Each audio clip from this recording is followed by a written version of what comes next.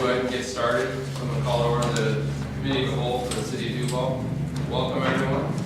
Glad to see you here. Do we have anything for the good of the order? Or we just do it, this is a presentation council, workshop council. I'm jumping the gun on my formalities. So let's do this. All right. Well, good evening, Mayor, Council, all the staff, and everybody else here. So Public Works is doing its budget presentation. There's a good chunk to go through, so we're going to try to hit highlights of every fund. We're going to hit different programs and do a little intro on staff as well. So there's a lot of work that went into this budget. As you guys know, there's been a whole lot of work going on lately anyway, but Marissa was huge in developing this budget and this presentation. I know Mike and Joe spent a lot of time, and Mike Marty and everybody else. It's been a good team effort. And, you know, hopefully, I think we should be able to answer many of the questions you guys have here tonight. So we'll go ahead and get started. The first thing we want to do is kind of introduce you to everybody. And hopefully I get this all correct. Somebody will let me know if I don't. But this is our newest employee, Roger. So we're going to show you everybody as they go through in order of how long they've been here, and we think we've got it all correct. So Roger is Aaron or Aaron, Cody, Marissa, Alan, Joe Pennock, that's me, but I didn't take my picture, James, Mike Z, I didn't get a picture of him with his eyes open, Sarah, Seth, Alana, Joe Chris, and then we have Mike Marty with 26 years, is that right, Mike? 25. 25 years, Mike Fisher with 30, and Dave with 30. So again, we gave a little bit more space for the people who've been here the longest, but again, it's a pretty good group, pretty big group. And then what you'll find out is a very experienced group. So again, this is kind of how our public works, our main crew in operations is set up. We have a superintendent, supervisor, some crew members, then we have kind of an engineering team over at our building department in our offices. So again, 142 years of service here, that's an 11-year average. So I mean, it shows we have a pretty seasoned staff.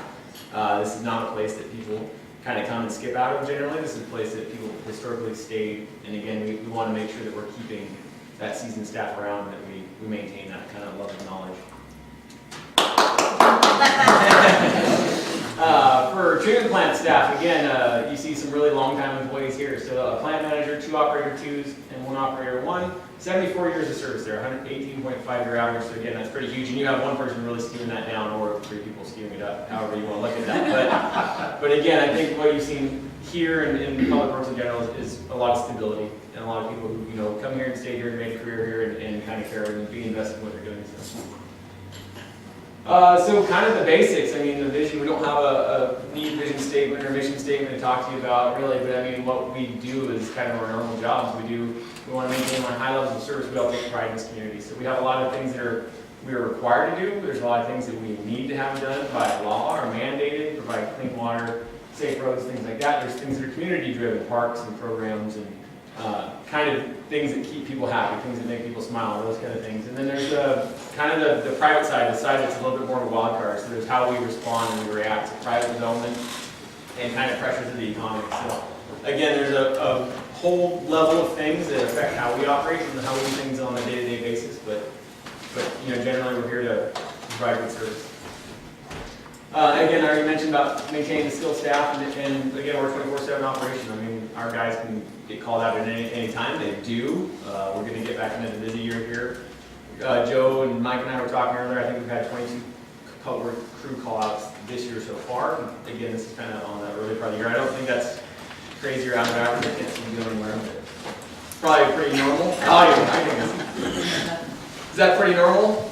Yeah, I mean, it goes from year to year. We had the water issues 2 years back, so we had to probably triple that, but it's probably a pretty good average. So again, it's not necessarily an on-demand service like ordering a movie, but I mean, there's always somebody here, there's always somebody around.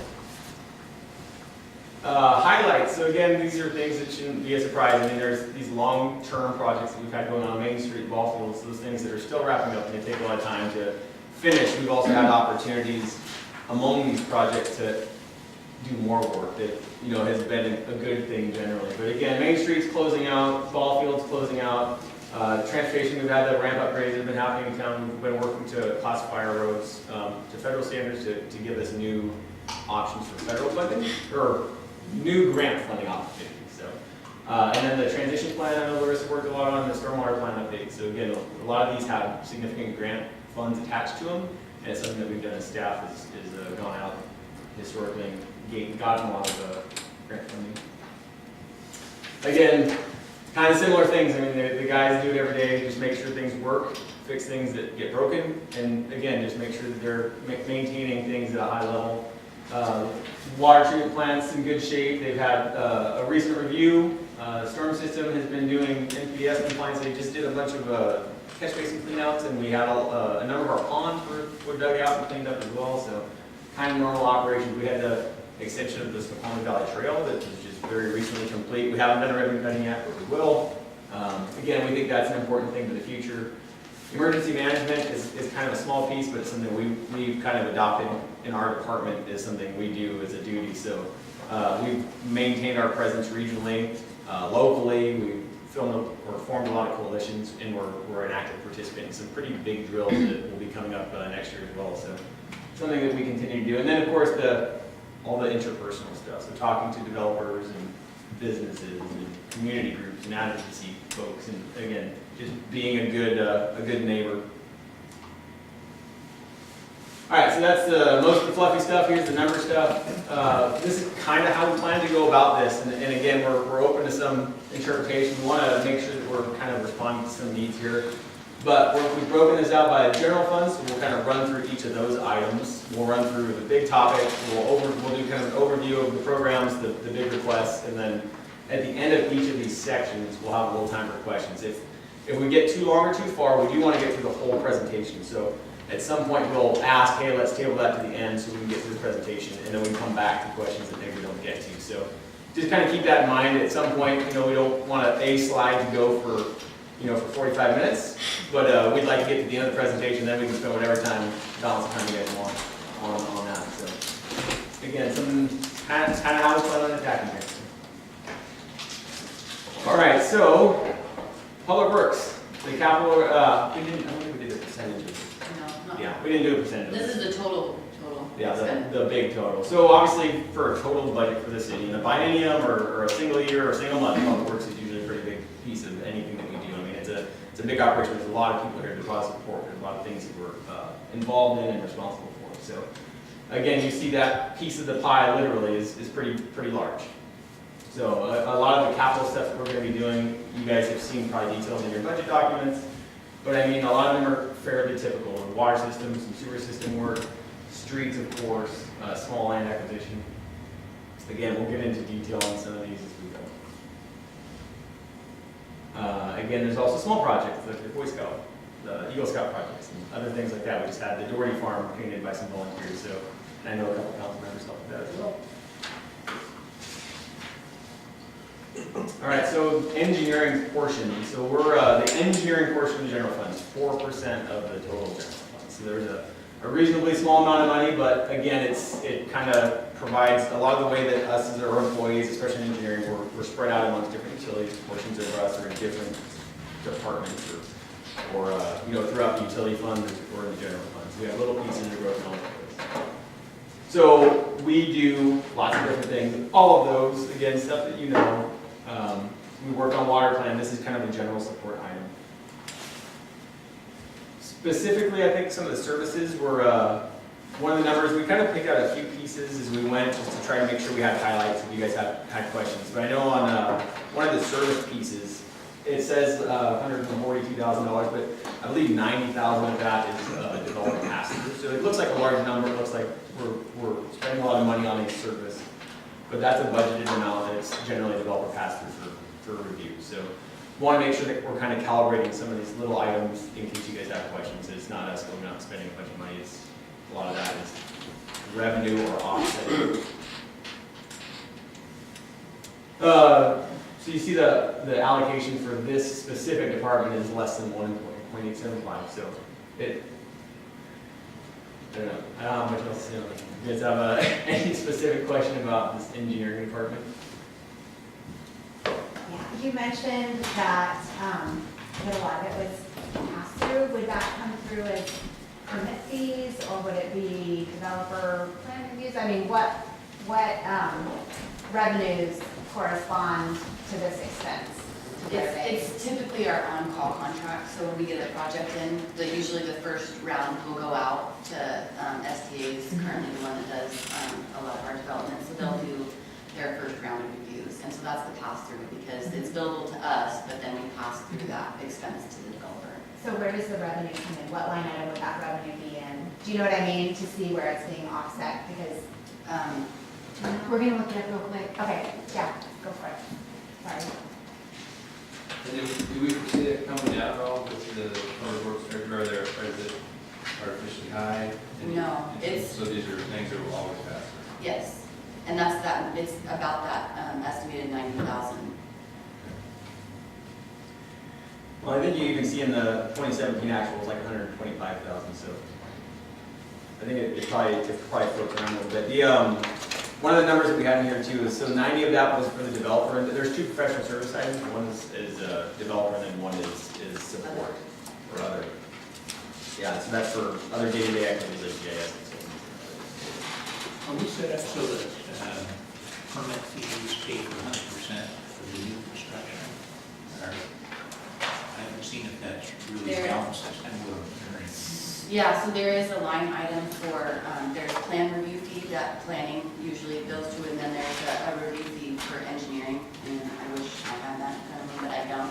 There's a couple mechanisms for revenue. There's a building permit fee, there's a plan review fee, and there's land use entitlement fees. And then there's miscellaneous fees. So for example, in the planning department, we're a land use fee, and we're 100% full cost recovery.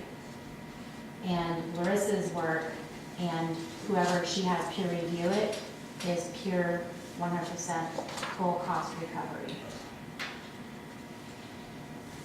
Is it actual billable hours, or is the concept Yes. that it should be? It is billable hours. Billable hours. Billable hours. So when we talk about work that is related to just general permit fees, and that technically that should be offset by what we spend to process those permits, that's like a totally different thing than this.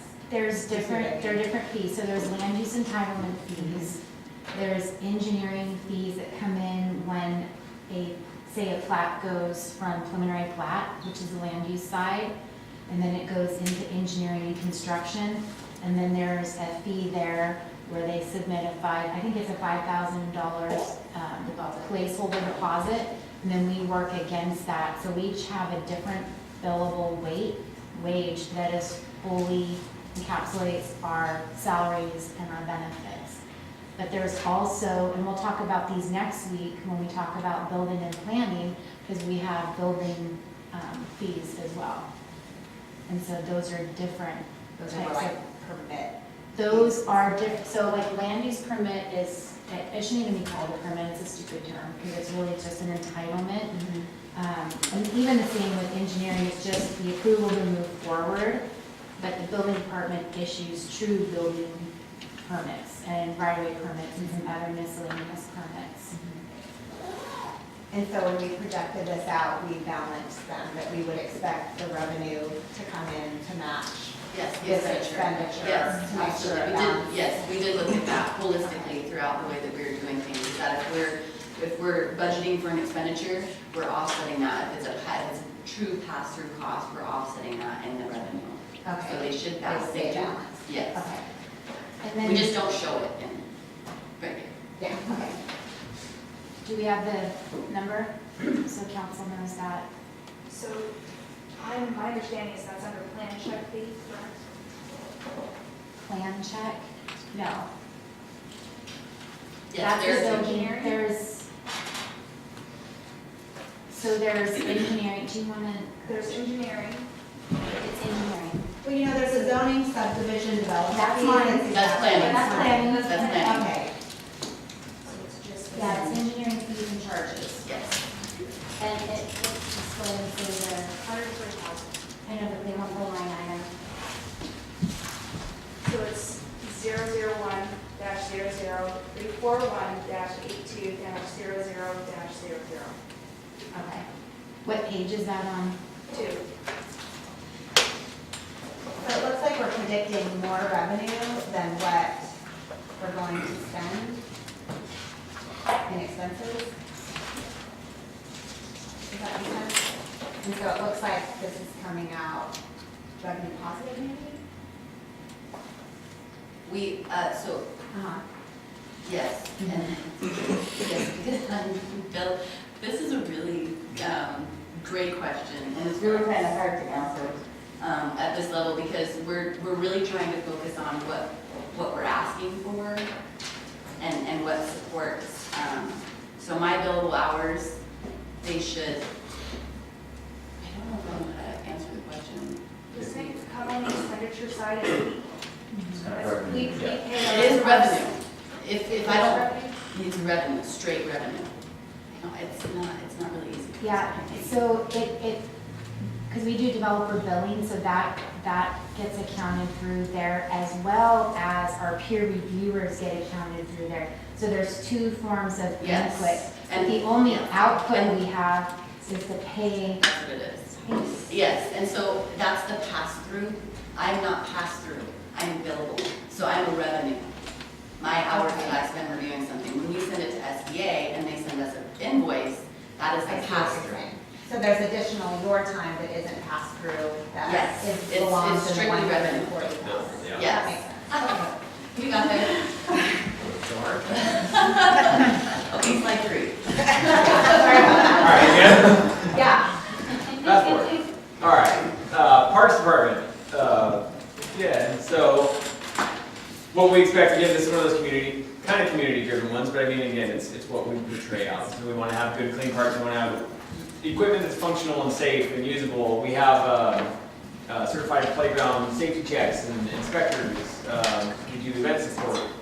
And again, it's vegetation, that's the biggest portion of this item is mowing grass, keeping trees, things like that. So again, sometimes this has helped with Eagle Scout projects. Sometimes those are difficult unto themselves, but again, parks here, you see 7% of the overall general fund. Also in the Parks Department, we have this new employee, so a 0.9 FTE allocation, so that's one of the requested items in here, and part of that person is getting for into this account, so that would, currently it's 1.975, Yes. so bump it up. Yes, bumped it up to 2.85. So that's in the 1920 request. Some other things you have is, is there more money for the trail station? Yeah. Might be about right. It's just a highlight. Yeah. Oh, highlights of what we did. We also have but we have the landscape maintenance and some other activities.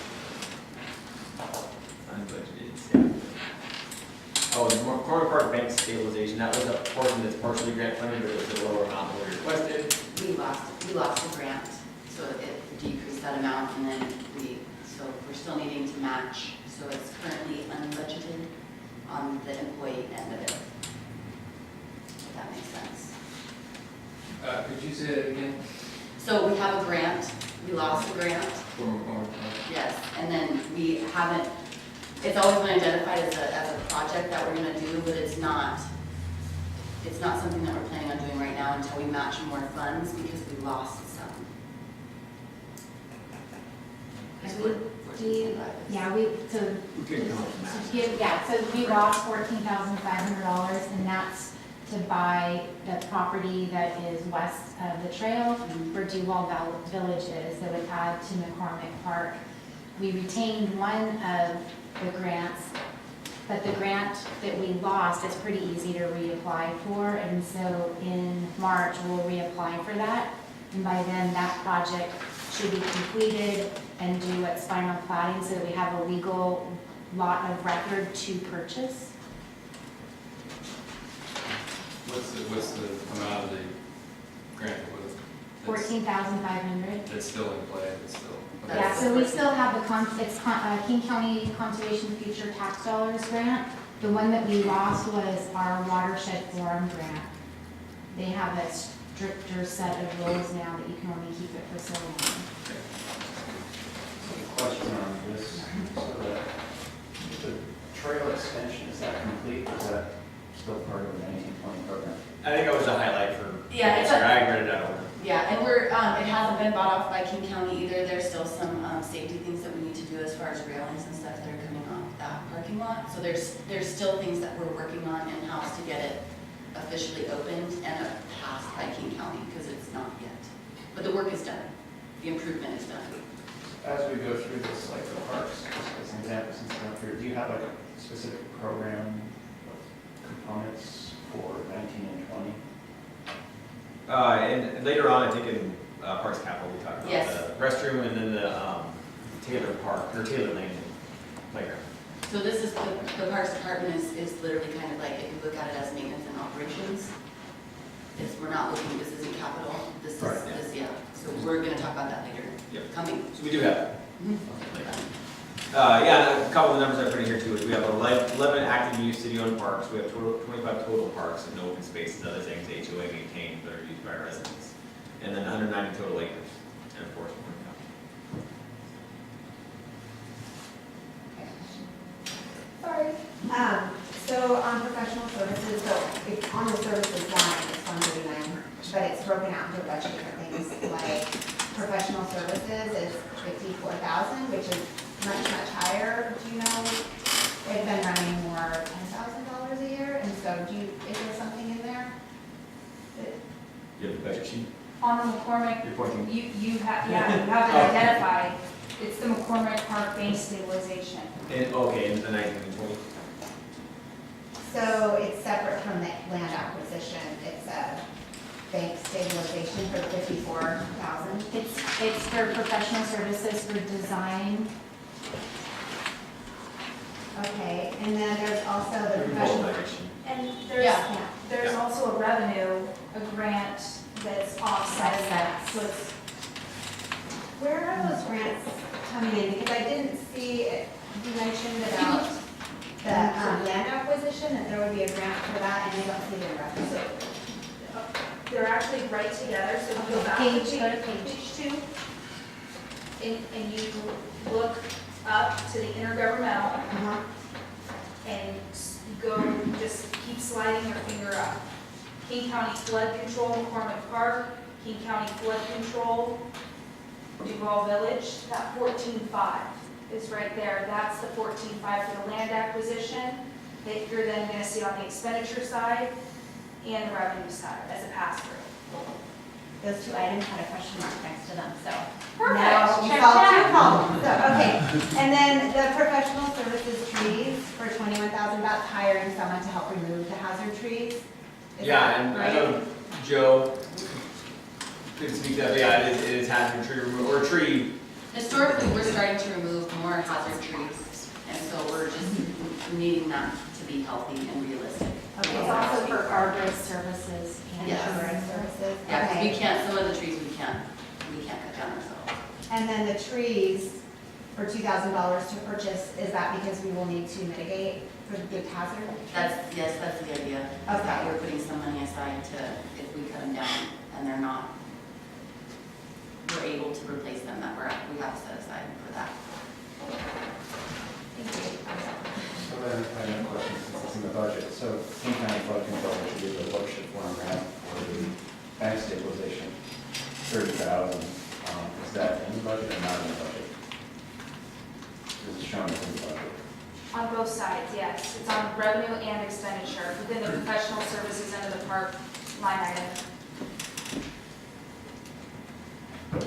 Is that part of the 19 and 20 program? Because I thought It will, I didn't so understand what you're saying about doing that or not doing that. so we just received the grant award, and one of the questions that we had to ourselves was, do we get the full grant? And if not, do we need additional resources? So this item is actually gonna come to council in the next, couple of meetings. My guess, I'm not sure if we did the next meeting or the one before, but we also had identified a $5,000 staff match. So I'm not able to answer the question if we got the full grant, so that's, I don't think we'll have to. But it's in the budget as proposed. I did yes. not do a revenue cycle, I'm sorry. Is it where we wouldn't do the Yeah, it is. project unless we got the revenue, so that's why we have them both in to cancel each Yeah. other out, and if one doesn't come through, the other doesn't happen probably, so. Very well put, yes. Okay, Yeah, technically we received it, we have to accept it, that's what's coming to council, but our question to ourselves is, does that cover the full amount of doing it, or do we need to request additional resources from council? So we just received the grant award, so now we have to just go back and check the paperwork. So I have a question now is, into down this week, but one that top of things for the parks and the maintenance evaluation of the parks. It's always been kind of a challenge for us to get to that level. So, and we're gonna have more. So going forward with the budget we currently have and what we're appropriating into is it realistic, I guess, looking forward to the additional parks that would be coming in? And is Big Rock in this number? It's a different- it's in its own fund later. That's a whole other thing. Yes.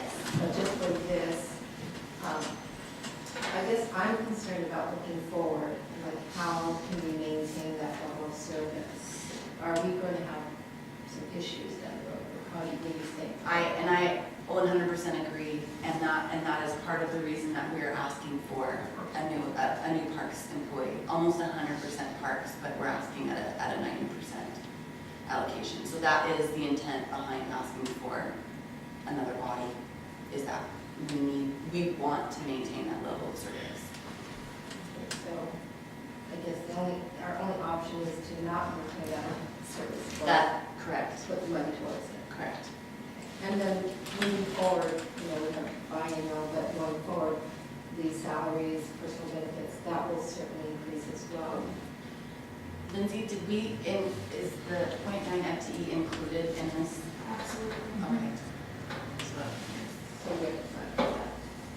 It's included, the .9 FTE is included in this calculation. That reminded me about the FTE addition. So you mentioned at the beginning of your presentation that you had a lot of major projects that have been utilizing some staff time. And, we did the trail extension, we've had Big Rock Turf, we have Main Street. So with those projects closing up, are we freeing up some time? Or where did that time go? And that is a great question as well. The one thing that is sometimes forgotten is that we did this beautiful Main Street project, but we included all of the wonderful landscaped islands. So that's time that the crew spends on just maintenance of landscape of the islands and stuff like that. And so we're trying to look at it as, well, and it's landscaping the parks and vegetation maintenance, like Sean said, that's where we spend most of our time, is just in vegetation maintenance. So I think I know where you're asking. That's So, streets. yeah, that's true. Yeah. So when, with the projects that we've completed, every year we relook at our FTE count, which I think is what you're asking. And so the FTE worksheet, was that handed out to council as part of the budget? Absolutely. So what happens is as we go from year to different projects, we reallocate how we do that work. So for example, our project managers, like Sean and Alana, as they're moving from one project, they're typically moving to another project. For example, next year, Sean will be working on the water comp plan, so more of his wage will come out of the water utility. So that's just one example. Plus we're doing the Toll 2 project, and so that will take both Larissa and Sean's time. So when I look at the streets FTEs, it's actually, it does not look like it has increased at all compared to before Main Street and after Main Street. And so it does seem like there'd be more maintenance. And so I guess I'm just trying to understand why it would be reflected there. And I think that we're asking for, what is it, $20,000 a year in professional services for the landscape. So higher it. Yes. So Which how does that? didn't mean make it more into the FTEs? budget. No, we haven't. Yeah, we're asking for it. That's what we asked. If we're hiring that out, then how is it making more pressure on staff? Well, I guess I was just told that Okay. it didn't make it. Okay. A portion of the new FTE, Jennifer, is actually, and Joe can explain it better, is to have staff that's not on overtime here on the weekends. It's a weekend position. through the weekend position to maintain the parks, the bathrooms, and the trash in the parks. That isn't being done now, but it's being done over overtime. So we have no staff available on weekends at all? On call. Only on call. On call. Okay. And so we looked at, because right now, we've got, the net increase in parks is the additional bathroom at Big Rock, right? Yes, In and- terms of what we have, the inventory we have now, we have a plan that'll probably come on in, what, 2 years? Yeah, with the 3 acre parks with Duval Urban Village and then the Rio Vista. Rio Vista Park that's coming on, and then I don't know that Duval Village is really adding any.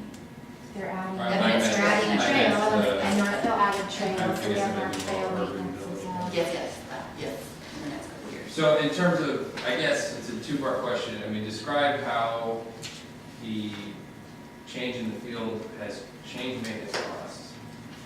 Because I think there's some discussion of if it made it more expensive to maintain now with these turf fields. It seems like it would be cheaper. So we have another slide do. that's just on the park. Yeah. Can we talk about? It's totally towards the end of the presentation. I guess what he's probably getting at is we Yeah. added FTE costs to the general parks, not Big Rock. When really, if you look at our parks, the only change we've had to our parks in recent time has been to Big Rock. So why are we adding an on 0.9 to parks when nothing's changed? Because in the next couple of years, we're going to be getting bigger parks online. But kind of beyond, Can I answer the question? So Sure. we've requested parks people for several years because of the projects that we've added. And so it's not just adding a restroom, but we've added more trail at North Hill. Duval Village is gonna have trail and landscaping, and so it's been a request long-term.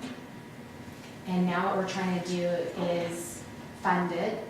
And then we know that when we have more trails open up or more trails open up, which we will, you know, hopefully we'll have enough staffing for that. But I don't know if you remember last year, Boyd Benson, our former public works director, and I think even into the spring, when we were looking at the Rio Vista Park, the site plan, and also I'll just call it Walden, their acreage of the park, it showed how much FTE additional that we would need for the park. Well, we don't need that today. We're not asking for tomorrow's park maintenance. We're asking for what today's parks maintenance is. Because even beyond the individual parks, it's the population, the use, and the intensity of the use has increased in the 11 years I've been here by a lot, and we don't have any more people in maintenance than we had here than when I got here 11 years ago. We have less people. So it's not just about a park and a thing, it's how many people go there. Well, how many times does the trash get picked up? How often does things get broken? How often do you need to replace or fill in, play chips? I mean, there's a lot that goes to it. It's not that you add a park and that means you need a person. It might be that if 5,000 more people use a park, you need a person to maintain it and be dedicated. So I think it's kind of a complicated question. I know we want to find a nexus between like an impact, a singular impact, and a result or need, but I think it's a little more complicated than that. It's a long-term issue, and again, it's something that we've been asking for a long time. And we have an opportunity. So I understand too, is that the Department FTE would help Chief's explanation and help to smooth out some of the overtime and provide staffing on the weekend, is that correct? That was part of it. Okay. And do we have past year what the overtime would be or an expectation of what that would be reduced by? I think, Joe, didn't we have one of the seasonal guys coming in on a weekend to work on the ballpark since Yeah. it's been more heavily used? Do you have a wag that you could throw at us about how many hours on a weekend? No, because it was short term. I mean, basically, he's filling in gaps, but what we would like to is provide that every weekend. So he was not able to every weekend. So we could do it more on where we were. We just did what we could. So it was probably 40 hours. Okay. Does that include the comfort station too? Yeah, we have to do both. I mean, I think that definitely would, help inform the decision. Yeah, it would help us to know, because the level of service obviously would be reflected in the overtime that we're incurring and the additional staffing to provide better service over weekends, which I think the public would see what the trade-offs are, but I agree that I would. Good, and it's worth noting that we had a seasonal worker coming in, Right. helping on the weekends, so it's not that, it's, once that person goes away because they're temporary, then we don't have anybody to fill that void that's not gonna be working overtime.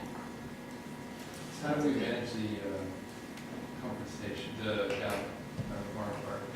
Is that going to close? Is that, It's a timer, so it automatically unlocks and locks. When it's working, right? Sometimes it doesn't lock that. It's still doesn't mean all the time. Yeah, it has a timer, so you set a time of day. have we explored the idea of working with the sports associations that are tied up in the park and working with them in terms of unlocking and locking that? Because I think we're going to have the vending. Did we get the The vending? concessions. The concessions? Yeah, that would be a whole other thing. Yes, that'll be a whole, Work that out. and get Yeah. Yeah, actually, opening and closing the park though is still something I think staff do. Police department does that, dusk and dawn. I mean, police does that. Or One- later than dusk. One thing I was gonna add as well is, because we have a new park that has turf and has higher use, and has lights, and we'll have a restroom, I've been asking more questions about Big Rock Ball Field, because I knew that some of these questions would come up. And so I asked him, how much time are we spending a week just trying to, to schedule people? And it averages about five hours a week just to schedule that field. And we didn't necessarily expect that, so then, do you try and get, a software system, so that you can schedule it and it takes, staffing hours off. So we really looked at a lot of these items, and it's complicated for those scheduling needs of everybody. And then there have been call outs for the lights at least once, because they didn't go on. So we're trying to solve and massage some, I'll call them first year learning experiences of having a group of lights. Some people call in and say the lights are not, they didn't pay for them, so there's that. That also happens. Have we explored concentrating the FTEs? I mean, I know it's like we kind of have, everybody does everything. that was definitely an internal discussion. I know, yeah. The efficiencies of, and I imagine there's not too many instances where everyone's doing park work at the same time. But I mean, not to, some of that's, obviously the mayor's discretion and executive discretion, but in terms of just ideas of efficiency in terms of concentrating. And the one thing I do like, I mean, I'm not totally sure I feel about the FTE in general, but the idea of having a dedicated staff member that's 100% what they do. And I think that's been an important thing. I think it's one of those tricks too, where we are still small, even though we have a lot of responsibility, we have a lot of departments. I think if you make one person and all they ever get to do is scoop out catch basins, or one person all they ever get to do is mow grass, that's gonna be really hard on one person who never gets to see anything other than the thing in front of them. Yeah. So It's a benefit to working. the way we have our diversity in it, I totally understand what you're saying. It would make some lines a little clearer, but it also, I don't think we have that ability to do that kind of specialization work. Because it also, what if your water guy calls in sick and you're water expert, and then you We don't don't have have a water expert, so we just don't have that. We don't have a dedicated parks department. Yeah. So- When, it goes across the board, so I mean, that's why everybody has all of those abilities. And maybe Joe, not to put Joe on the spot, but maybe you can weigh in just kind of on how what a general day looks like, because parks is different in the winter than it is in the summer. Yeah, well, I think that Parks is huge, the growing season all through the summer day or month. So these guys spend a ton of time on it. It pretty much dominates all of their work. There is times where almost all of them are working on it. So I think that position, it was my idea to try to get that going, try to dedicate one person to it, not to basically take it all over and do it, but to try to alleviate some of these guys from that work and break them up to do other stuff. So it's been difficult over the years. Like Sean was saying, it's not just the amount of parks we've asked for more help, but it's the amount of time that they're using, especially with the field, the new lights. So it's getting used constantly, and then we want to take really good care of turf. It's super expensive to replace.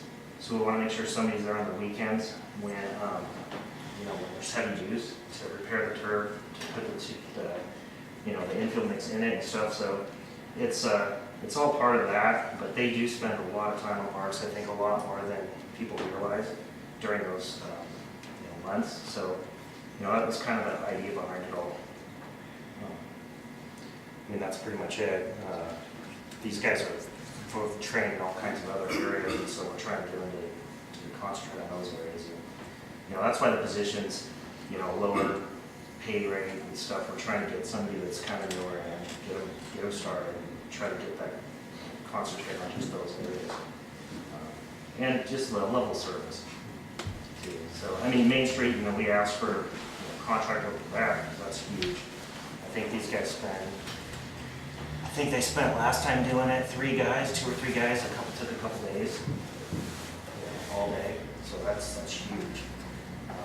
And we don't necessarily, like you said, the same number of guys have worked here for forever. We haven't increased it. So the idea is to try to alleviate some of that. And really, it's just maintaining the level of service. We're not really going to gain these guys. It's not going to free up a ton of time for these guys, if any. I think it's going to help the community, give us more time over the weekends, or more service over the weekends. Trash removal. These guys have got called out. It's not a lot, but if something happens, they have to leave whatever they're doing, get called out. It's overtime. So hopefully we get somebody here that can take care of the bathroom issues and all the other issues that are happening during the day. So that was kind of the whole idea behind that. I don't know if I answered the question. Sounds good. Thank you, Joe. Good job. So it's an M1 position, or? It's actually its own position that we kind of created.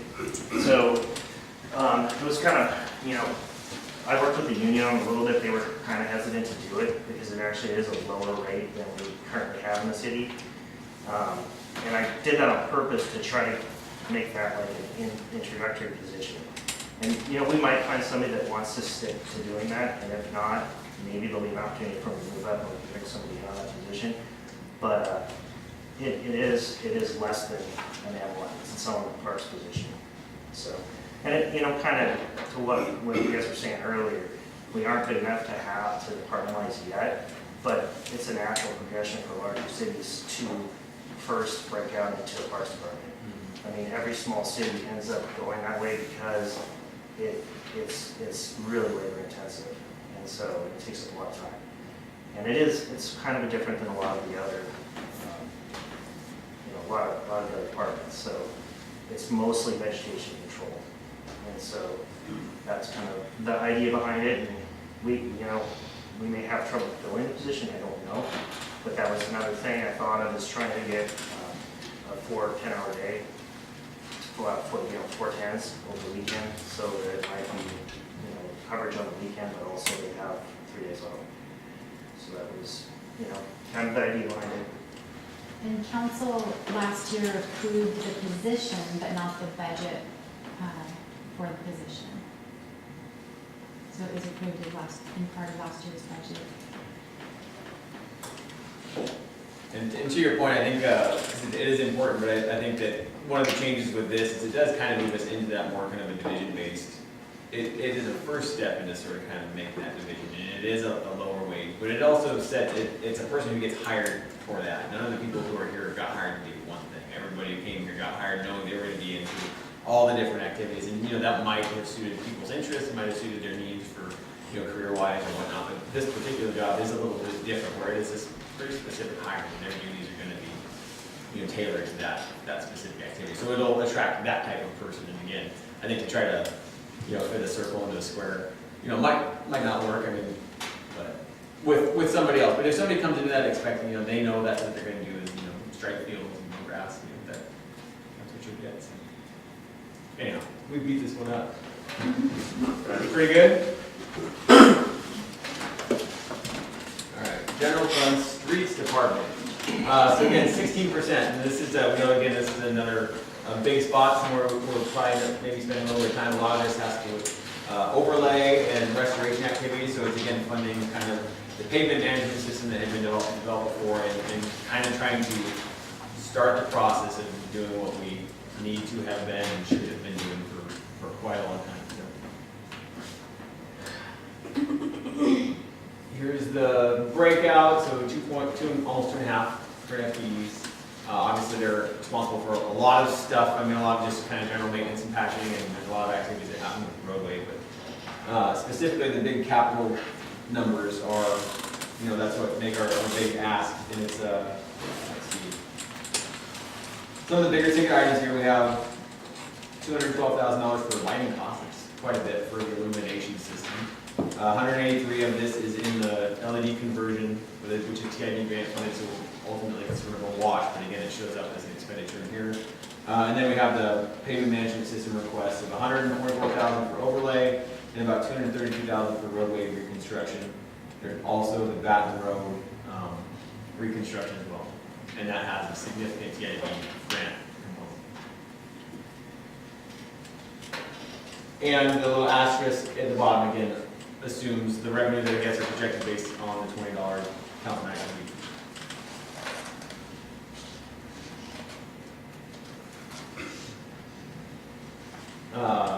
So there we go, Big Rock. We're back. So we're gonna go back to, did we ever come up with the ballpark for estimation for sales tax, or?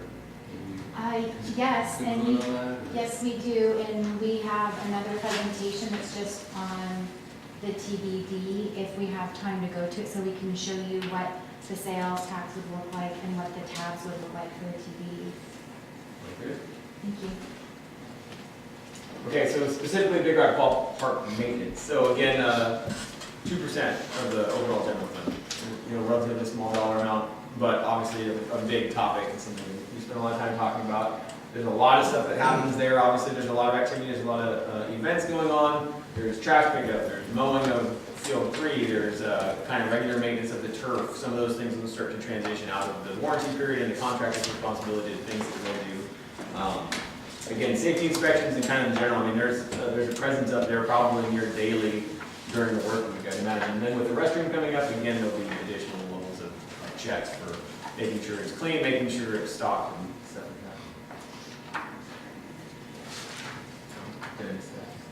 that. Yeah. Point 4 FTE allocation. There's a good amount of rental fees coming in that can help offset and do the turf replacement. There's also the park advisory. Oh, so there's an advisory committee for the use, right? Yes. That's being set up. Yes. And then the scheduling software was another part that Laura touched on, where again, everything that's done right now is manually entered. So it's an Excel spreadsheet. It's aggregating emails. It's two individuals, you know, kind of providing input on an Excel spreadsheet, and then generating a schedule out of that, periodically uploading it to the website, sending it out to user groups. And so again, the software is something that would help streamline that process. It makes it a little bit easier for people to book online or provide some different options for us. So again, it was a request, something that they've been asked for. Again, something that I'm sure we might see in the future. And there you go.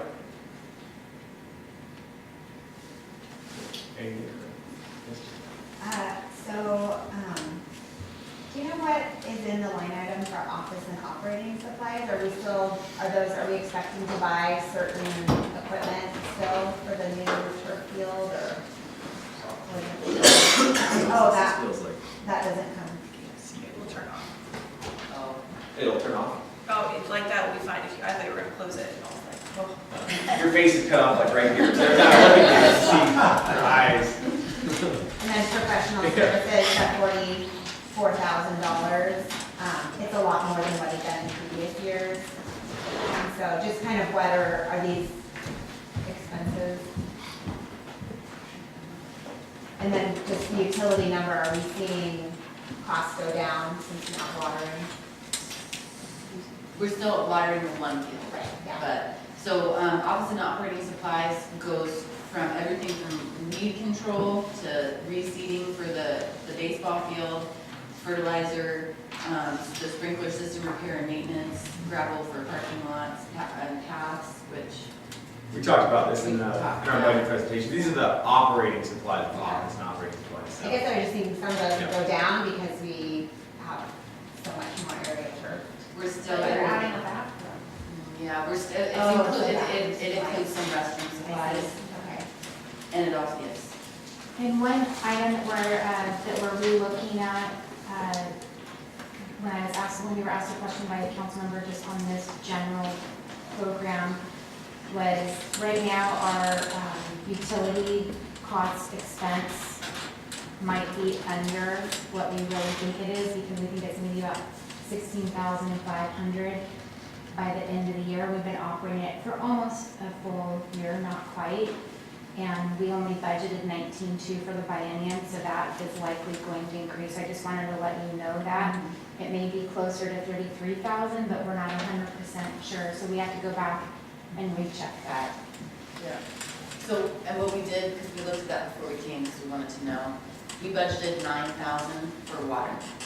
And then the remaining, we were gonna look at for power and get to do a better breakout for how much the power costs are. In the fall, which is right now, is when we're gonna use the lights a lot more, so we don't really have an accurate. And then that professional services, do you know what that is? Give that- Professional services. But the utilities were basically power was a big thing. That's probably the big extra. So again, what we knew, the number we knew was water based on the storage, but we don't really have a good. And then theoretically, when we get that, leaves us with the one grass field, so it should be the water coming down. Still have the back. I know there was, did you notice much of a change in water use this summer? Sorry, keep picking on you, Joe. There might be a little, not a lot. We weren't watering those fields the last few years a lot because they were so messed up.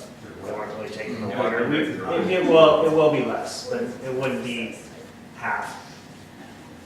So in the previous parts, I kind of touched on, walking through how the maintenance has changed, and the day-to-day maintenance of the field.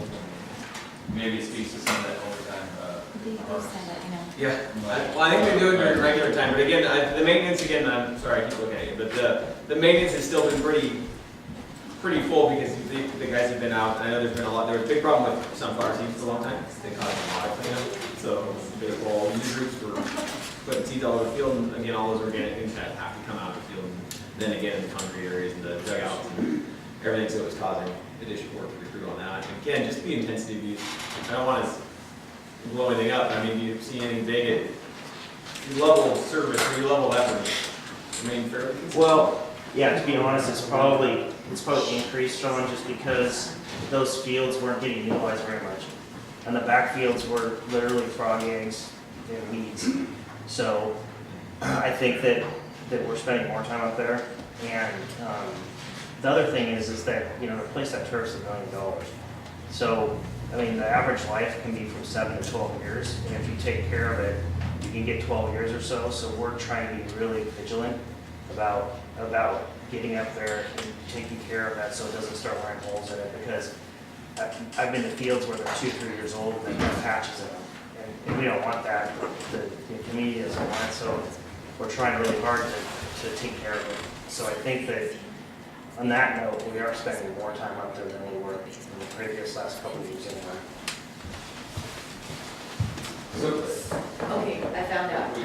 Yeah, the professional services. The professional services, there's 40,000 for grass field service repair, and the crew's planning on redoing the infield on the baseball field, so that's a big portion of that professional services for the baseball.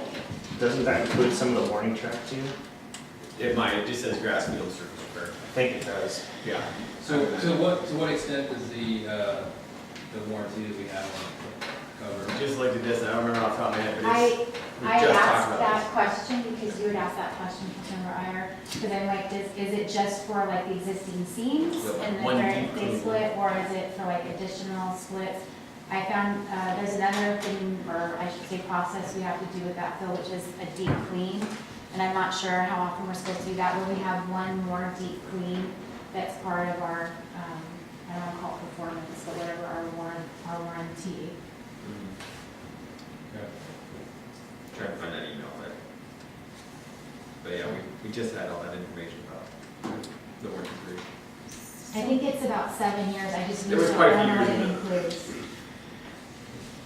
So So, because the turf costs $1 million to replace, can you give me more details on the rental fees and how to plan to replace it? So we are increasing our fees next year for those fields by 10%. About 10%. Yes. When you look at the other municipalities that have turf fields, they're all at $40 an hour. And when I called a couple of them and they, So the reason why we went towards 10% because we wanted to do probably more because looking at other fields, our existing agreements with 2 of our users allow us a 7%. And so we were concerned about going to other user groups and saying you get to pay more when our other 2 user groups pay less. So we're trying to keep it more equitable. I think for me, this park has always had some general fund support. Parks don't pay for themselves, they never have, they never will. And this park had been getting funding from the general fund between $50,000 and $80,000 a year. And if they continue to get that funding, which parks require funding typically from the general fund, we would have money to save up for turf replacement. But now suddenly this park is left to dry and now we're raising rates to try to cover the cost. And there's never been an intention that parks will sustain themselves based on user fees. That's kind of an unrealistic expectation. And the community has invested such a huge amount. The sports fields, they've had to raise the cost for the groups because if you look at this, the income from field rentals was closer to like $10,000 to $12,000, and now it's bringing in more like $120,000. And a lot of that is hitting individual groups because they're paying so much more to rent the field. And I think that when you look at other communities, that raising the rate from $40 will put us completely out of what other community groups are charging, and it's going to directly raise the cost for our sport leagues, and it's going to be passed on to every single community. And for me, I feel like a park is a park, and we do sometimes supplement it with some general fund revenue. And all of a sudden, the rug has been taken out from this fund, and we've said, you need to maintain yourself. And so now we're going to be in this ever, trying to raise fees to somehow maintain this park when I don't know that that ever happens with parks. And so, gosh, I'm sorry. 50,000 a year isn't going to cover it though, because if we can get it to last 12 years, that's 83,000, which we may not. And we need. Yeah, no, I totally agree with you, but the revenue is $120,000 a year, and it used to be $10,000 a year. So part of the revenue could cover part of the cost of the turf, and you know what I mean? We will have excess revenue from I think the revenue. I think that was the intention back prior, is that part of the rental and the fees that were associated with the ballpark would be set aside for turf replacement. I think that was the intent. I guess I just feel like it would be unrealistic to think that this park will get no funding from the general fund, and it has to maintain itself, and if it can't, we need to raise user fees. I think that philosophy isn't in line with how other parks are run. Parks are not cost neutral. And so raising fees because we're suddenly not cost neutral on this park, it's not a model I ever seen in other jurisdictions. I mean, we have, besides the sport fields, we have a skate park, we have a playground, we have other uses of this park that general fund can supplement and should supplement, because that's how parks work. And so suddenly saying that the revenue from the sport leagues needs to pay for the entire park and save up for turf, just talking to the other jurisdictions, they have never been able to save enough based on user fees for turf replacement. There's always some kind of supplement. They'll use capital funds. I believe Route 2 can be used for repair and restoration of parks, which would include the turf field. So I really hesitate, and I hope we can have a bigger discussion about this, but that would be very difficult for the community, because they're already just dealing with going from spending a very small amount. I mean, how much did we used to rent that field for? I don't remember. I Very, looked at very what we little, did. and now they're paying $40 an hour, and in the fall, they have lighting charges on top of it. I mean, this is an astronomical charge for these groups, and it gets passed on to the users, these small children, and it's gonna make it unaffordable for a lot of families to participate. Even since I started having kids in sports, you know, I have a 15-year-old now, when he started to now, the cost to participate in just rec level sports is astronomical. It's not just the select teams who have all this money to burn. This is like the regular kid who is just trying to be in a rec league, and the costs are skyrocketing. I think, to that, it's a good point, understood. Sorry. Go ahead. Well, so going back to two of the questions, so there's an 8-year warranty expiring in 2025. Deep cleans are recommended biannually this year, and we have one more remaining that'll happen. Going back to the warranty question. And then also currently our rate for the field rental is $40 an hour for the field, with $25 an hour for field lights, plus $10 if you're a non-resident. So there's an additional $10 for a non-resident charge. I think just to calibrate where we are on that, you know, that's the hourly rate that we have.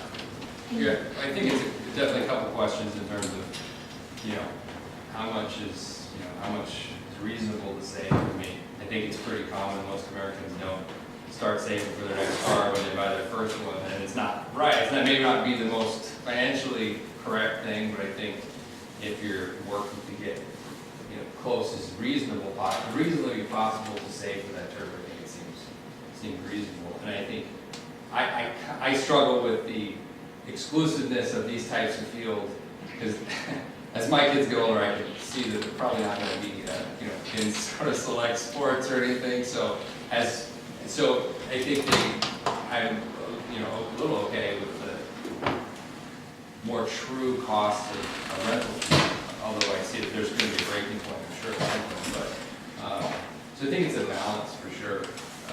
But I do definitely see the point in terms of that it's a park. I mean, they have other elements that are not just going to be revenue neutral, and they do have costs associated with them in terms of supplemented by the general fund. But so maybe it's, you know, some of those in between. We're gonna bring our normal planning type paper and put user fees on that list, and then funding turf replacement from the general fund on that. Is there anything else that you want to see on that list for big rock ball fields? A few years past allocation, general fund appropriation for Big Rock, so we can have some comparison where we are now, what we've done in the last 3 or so years, and how this is being formulated. Because it wasn't part of the discussion that we all knew that we were paying, it's probably close to $100,000, if I remember, the general fund, and we thought we might be able to recess a little bit, but we never had a council discussion of having this be completely self-sustaining enterprise. We always like the offsets with the replacement fund, and that was the discussion that the rental fees would offset the replacement fund. I think the other thing was the overtime, just that helps understand the FTE usage, which seems to be pretty straightforward. Okay. All right. Good? Good. All right, so next, water operations. So 5.7 employees in water operations. So this is kind of keeps the water running. So this is maintains our distribution system. Water meter replacements is one of the big things on here, actually, and we'll show you. So kind of scattered around, so there's a couple of these meters over here. There's also some of the saddles of fun things. You guys might have seen, if you've been around long enough, you might have seen some of these before, but these are kind of what happens when some of these services rust out and break. And so we've had saddles that kind of corrode and break, and then that causes a leak, and we end up having to go dig and fix.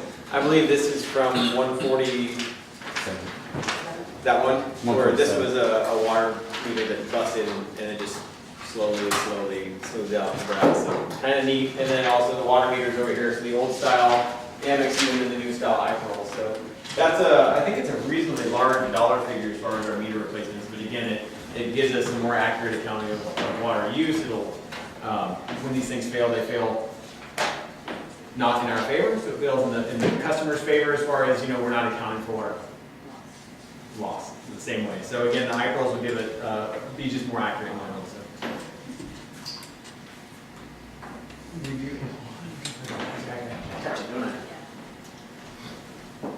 So we did want to add a little something, and we think the sound might work out. Some of you guys might have seen this before. Joe with maintenance. This is your old meter, and it lasts for about 20 years, and then it stops working, pretty much. This is a new one that we're putting in. It's all plastic, no moving parts, and it should last for a little bit longer than that. 3 years? Every house has quite a long time. And it takes about 5 minutes from start to finish, so you guys feel it in the yard. And we're not ruining anything, we're just fixing the grass, so that's not it. Simple as that. Joe and I think go to the same school. We talk in proximities and closeness. So anyhow, so that was, we kind of breezed through the water operations, but there isn't a whole lot exciting there other than meter replacements. Water CIP, again, this is where we get into some bigger projects. The water comprehensive plan is one of the big asks. Again, that's a state mandated every 6-year requirement. So it's something that we look at our system as a whole and make sure that we're doing the proper, we're identifying the right programs, we're meeting the right mandates and requirements. And again, planning for the future. Toll 2 is one of the big projects. So again, that was something that it's one of our largest pieces of asbestos concrete line that remains in the system. And again, it's been on our list for a while, so something we need to get at. And a good one for this biennium.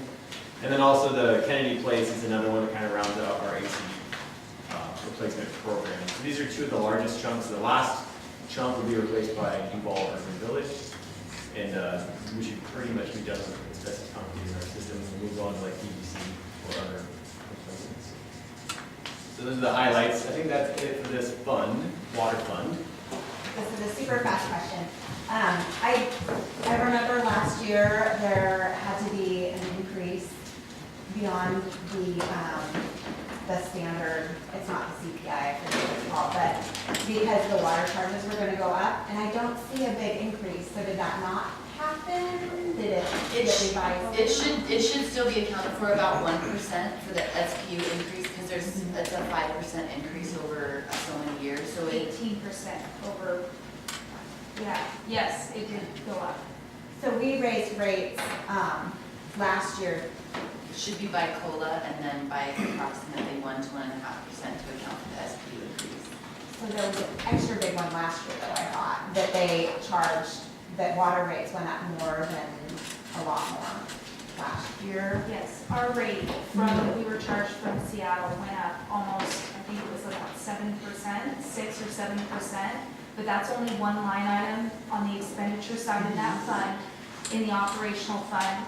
So we did go up the CPI, which is how we were increasing for our rates, and we added an additional 1%, which was brought forward between myself and the Public Works Director, and we thought that that would adequately cover that cost. So I was just actually looking at the line items, City of Seattle water purchase, and that's where I didn't see as big of an increase. It's rolled into that big 100 and, I think it's, was it like 192 or? It should Okay. be rolled into the amount of calculation that was done. Could you give us just a breakdown of like, just the simplified version, if we buy the water from Seattle at X, what's the distance in Suez and what do we sell it for?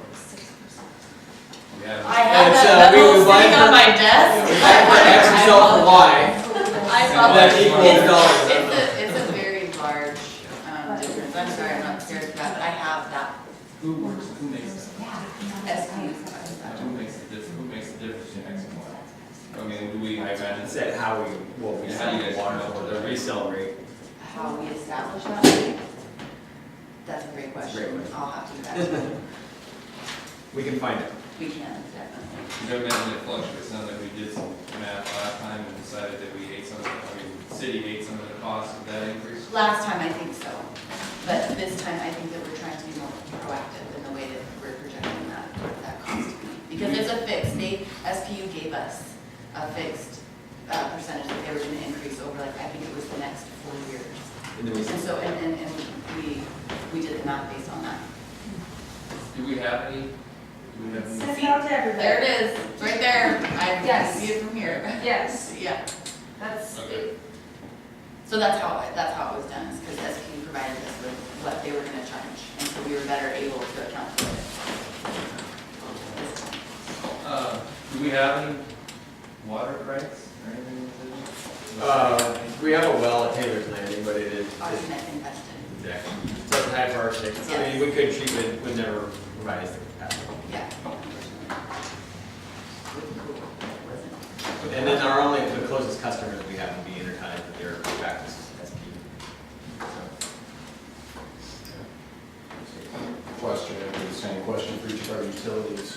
Is that do we have the proposed budget, a specific list of CIP projects that are formulated into the expenses within the budget?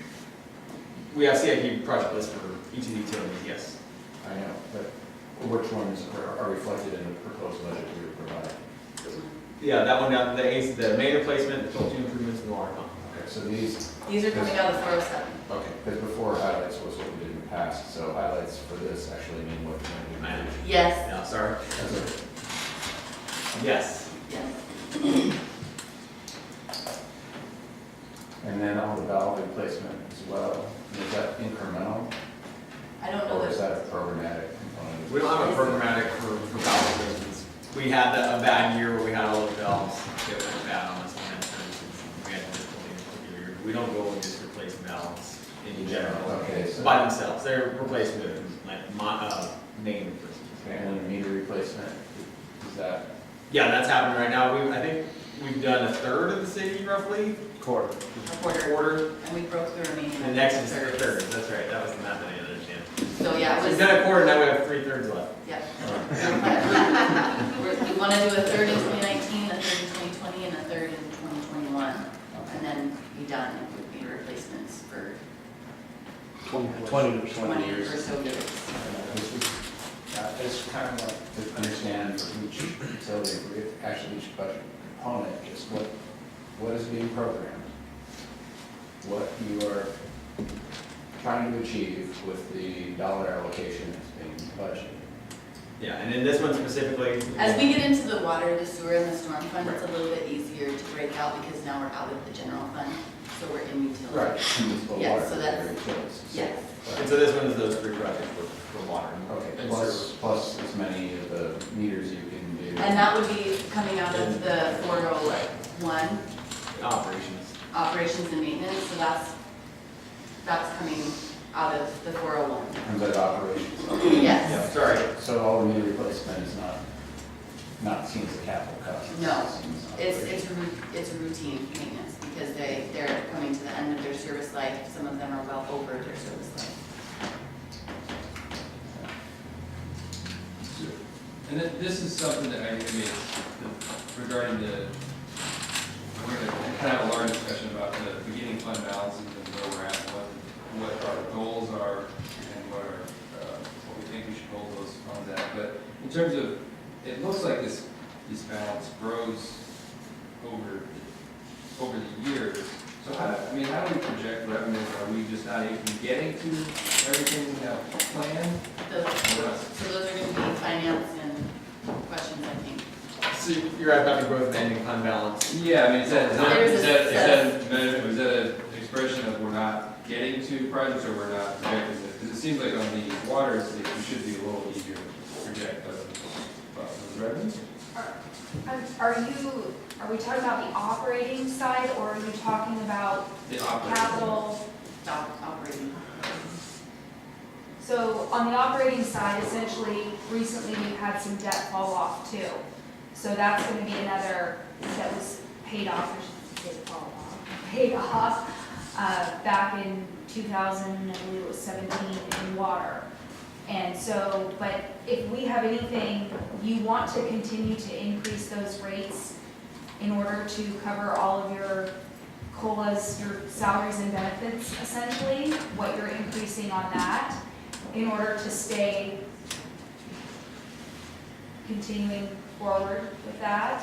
Because if anything happens within the water fund, and we have a big main break, equivalent to, I'm gonna look at Sean real quick. I'm sorry. What was the water break that happened that 147. thank you, that we repaid? What was the cost of that, do you remember off the top I of your think the head? paving was like $40,000, and I don't know whatever. It was less than 50. A lot of it was So- 3 times, I mean, it's not tracking the same way we have contractors do But if anything like that happens, essentially, Oh, yeah, we've got, I mean, it's, No. you got 100% of your annual revenue, you could operate a whole year without. So yeah, so going to what you're So- saying, some of it is work we don't always get to because people are tied up. We've been building 2 really large projects. And so some of it is also saving and putting things ahead for larger projects like Toll 2 is gonna cost a lot. O&M money can pay for capital projects as well. So it's one of those where that money can accumulate in there and it can be really how you get spent. It can get spent on a large project. So you gain enough resources in the fund and then you can chew off one of those large projects. And it's also good to have a reserve. Yeah, definitely, it is, definitely, for sure. So in addition, when we get to like the 2.2 tank stuff, you know, we'll dip into some of this balance because it's been accumulating, it's been accrued for it to be used in the future when you have those resources. Does that make sense? Yeah, oh, yeah, it's definitely, and it's just So a it's a healthy conversation fund. of how much, It's a healthy what fund. is a healthy fund? This is Right. also an important thing to ask. To spend it in a When we go reasonable time. looking for rate increases, we'll have pretty good rates as well, and we've had accumulating ending fund balances year over year, and we're in excess of 100% of our annual revenue, it starts to be. I totally track it, yeah. No question. Yeah. This is- yeah, that's what we should be asking, Sean? whatever that means. And is this where, I didn't see your slide, it's something we plan on doing in the next plan with the water tower? Yeah, that was one that I think was initially on our list and Was removed. And it was design, we had asked for design money yeah. to do to start a retrofit of the 2.2, but What would the cost be, is what I'm asking, because that money's sitting, Yeah. what would that project? Probably for all the work in the tank's probably around $1 million. 1.1. Like that. But then we also, this is the operating capital. Right, but this is, the tank retrofit is for existing. So it can be, you can do capital if you. We're not create more building a new capacity. one. We're not No. building a new one, so it's O&M, so it will come out of this. Yes. O&M cost. So what we're trying to do, and I think we need to look at kind of projecting forward, is over the next 10 years, which is what our capital program usually looks at. We usually look at a 20-year, but we always have a 6-year CAP. So what we can do is we can look at, over the next 10 years, what are we slated to do? And this is actually going to be a really good conversation going into the next biennium, because we're updating our water plan, our water comp plan. So I know in our water comp plan, we've knocked off a number of the big projects. We knocked off Main Street. And again, some of the reason why that happens is we got so much grant money. So if we wouldn't have gotten so much grant money for Main Street, we would have paid a lot more to water, out of water O&M for the improvements that we put in. So again, it's kind of, you're a victim of your own success sometimes as well. If you get grants paid, we did the same thing for Stella Street. We had a couple $100,000 in grant money that we didn't have to fund out of this. And again, those are good things, but then you do end up with a large pot of money that, had we not got those grants, it would have been spent down quite a bit more for sure. So again, it's just one of those, it's a fine and delicate balance, and we could do more with all of our own resources, but generally our mission is to go and find other people's resources first. It's also a bandwidth of our staffing levels as well, we're taking on 3 projects in this next biennium. And so that's a lot, and if we finish those sooner than we think, then we would come back mid-biennium and say, okay, it looks like we're ready to do design and engineering for the retrofit of the 2.2. I'll be quick. Do we have any growth-related projects that need to get accomplished before we reach a certain population or usage from, not just residential, but we also are expecting to grow our. Most of our growth-related projects are done by developers, so they end up being system looping, or increase the main size. Or maybe, yeah, exactly, and again, generally, we put in 12-inch ductile iron mains, and it has all the capacity we need for a long, long, long time. And so, the developer portion is, like I said, generally looping, but we don't have any, like, big fees that we need to upsize, we don't have any other critical facilities that need fees, over time, so it's just different, it ends up just being just in continuity. Okay, sewer operations, 7.6 FTE. Some of the big items here, the UV system and flow upgrade, and then again, the program and efficiency updates, so kind of the planning tool, planning document for where we're at.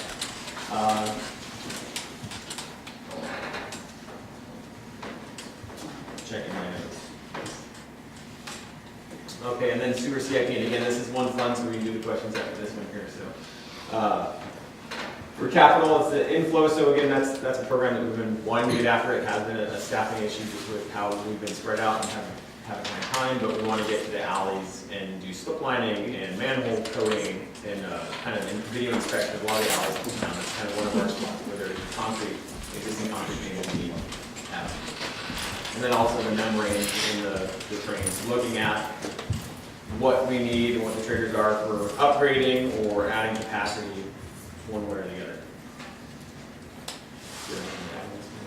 Not really. So I did take a snapshot from we got our draft capacity memo from Parametrics. We're not ready to fully share that yet. We're going to send it to Gray and Osborne for peer review, and then we'll be able to share it with council and mayor.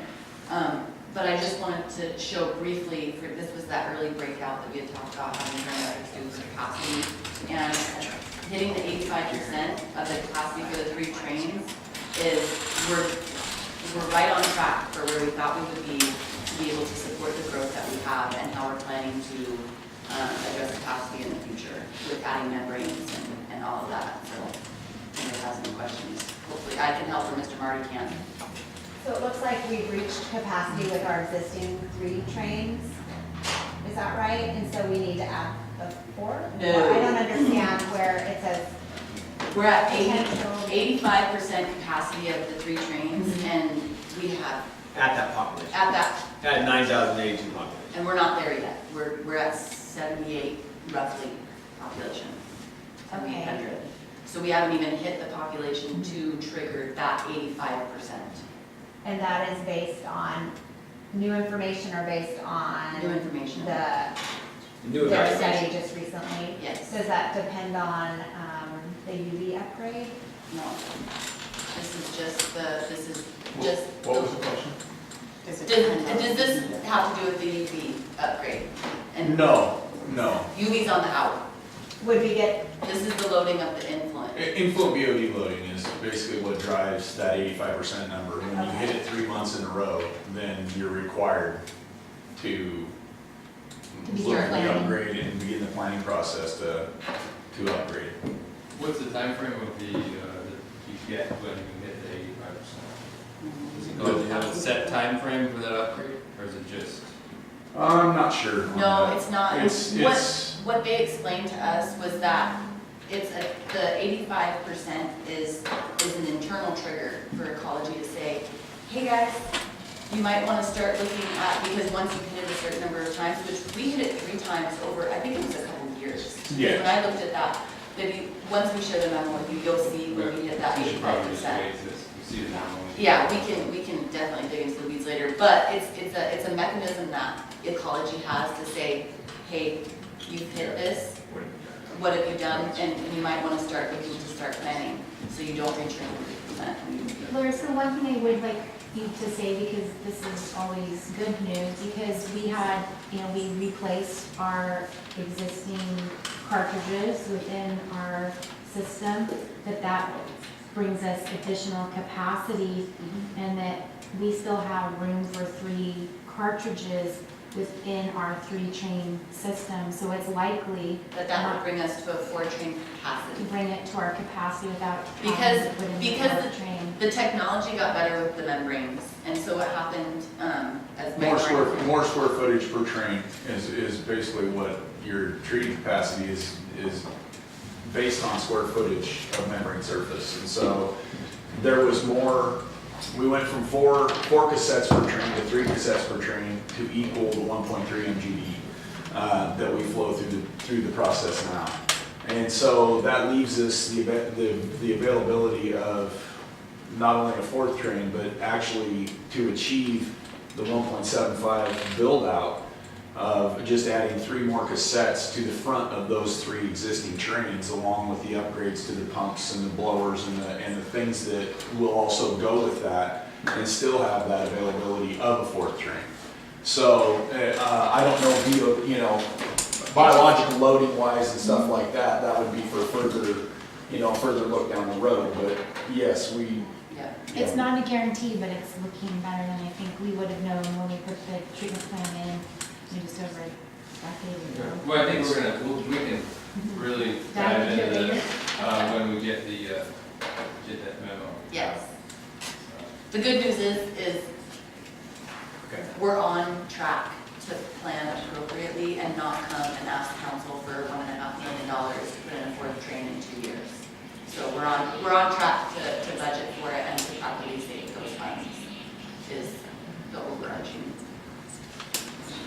Okay, is that it for this slide? Well, yes. All right, let's pause.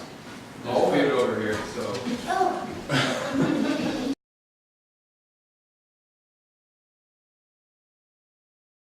I must be leaving.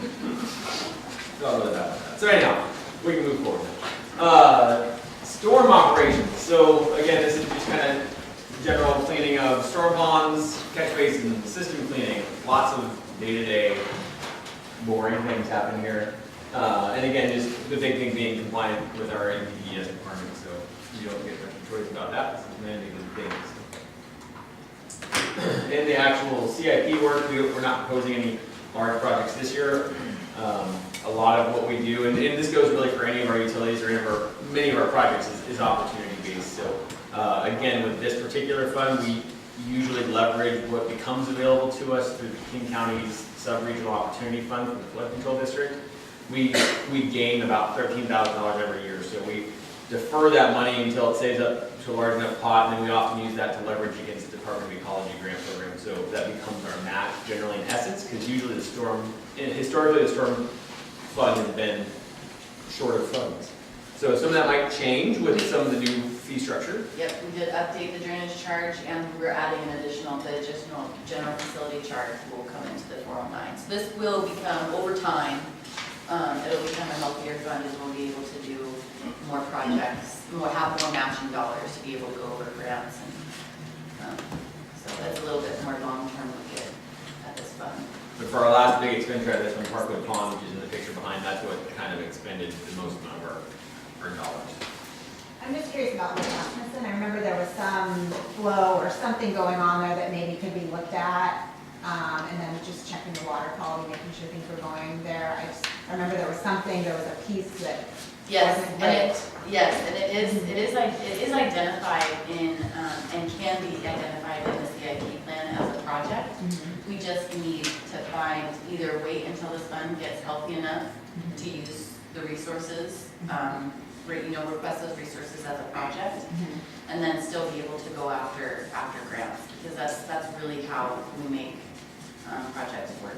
I see. But it's definitely something that was identified, and I even looked at it to make sure that we could use the CIP to go after. This is a lake though, right? Yeah, but it's not a regulated lake, like nobody sees it as a lake, and it's not something that we have to report to Department of Ecology, like. But it's also not a stormwater facility. It receives stormwater. It's Well, everything is regulated, safe so stormwater. it has a weir on the out, so it is a control. So if you don't have that control regulating the out, you're not gonna collect any of this much water.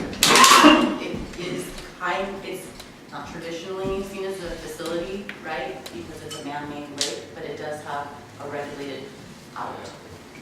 I don't know. And it's regulated as a critical area as a lake. Yeah, I know, it's kind of, I wouldn't want to split the hairs of making it a stormwater facility, but it's, I don't know, it's more. No, and we wouldn't make it a stormwater facility, definitely not. It would just be looked at for what water quality, looking at what we can do because other facilities dumped into it, and then it also becomes the headwaters for Cherry Creek. So It's one of those that is kind of caught in the gray area of not being a facility, but still having the ability to attach a facility type project to it. Yeah. I know. Probably more appropriate for a restoration project, turn it back into a creek. Well, the issue is that there is stormwater going into that lake. Yes. And there's likely some nutrient issues occurring from the stormwater that's being provided. So hopefully whatever studies done to identify what those internal parameters are, and then retrofits could be done, upgrading, up pipe. Upstream or downstream? In the stormwater systems to better clean that water so it's not just a big green That would bunch be, of slop. yes, that would be what would come out of some kind of monitoring study. Yeah, I think it's definitely dicey though, and this is totally off topic, but monitoring surface waters and sampling and doing science on things that you don't need to. But anyway, we should keep going. Gotcha. Moving on. All right, Main Street. So again, this is something that's been around with us for a while, continues to go. So there is additional budget requests in the 306 for largely for, well, partially for closing out the project in general. So there's a couple of consultant payments that'll be included on that, and there's a couple plant establishment, P-site payments to the contract. So that, the balance of that is paid in, I think, January, February of 2019. So it just kind of makes, cuts over into the 1920. Generally, it should be done. As a whole, this project, we executed change order 10 not that long ago. We made payment, I believe, I can't remember what pay estimate number it was, but the last one should have settled any of our outstanding issues, quantity, underruns and overruns, kind of typical project housekeeping. So again, we see that this project should end pretty close to where we're assuming, and again, the balance that gets paid here, and this biennium is just for the last plant establishment and the consultant closing out. There's also in this fund was crosswalks. So again, a while ago, we talked about council was interested in doing the crossings at 143rd, 145th Valley. And so you still see some of those bases kind of out there today, and we're working our way through washout. Channelization plan's been with them for a long time for approval, but ultimately they have to approve. First, we'll install the utilities. So the budget requests for this biennium included the equipment, the RRFBs and all the equipment to install and make those active. Also, I think in the request, there was additional funding for some of the cedar plank cedar plank replacements in an art piece, and have the budget with me. But again, there was a few different items that were included in this. This is the only slide for Main Street. Do you guys have any questions? In regards to the cedar plant replacements, which we were going to start that program, are you saying that we have now a line item for that? This request is due exactly.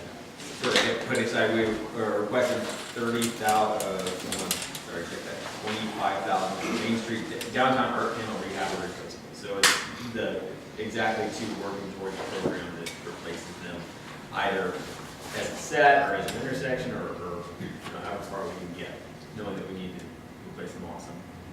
Because I think currently we have a couple that should definitely Be retired. Yeah, so this was a step that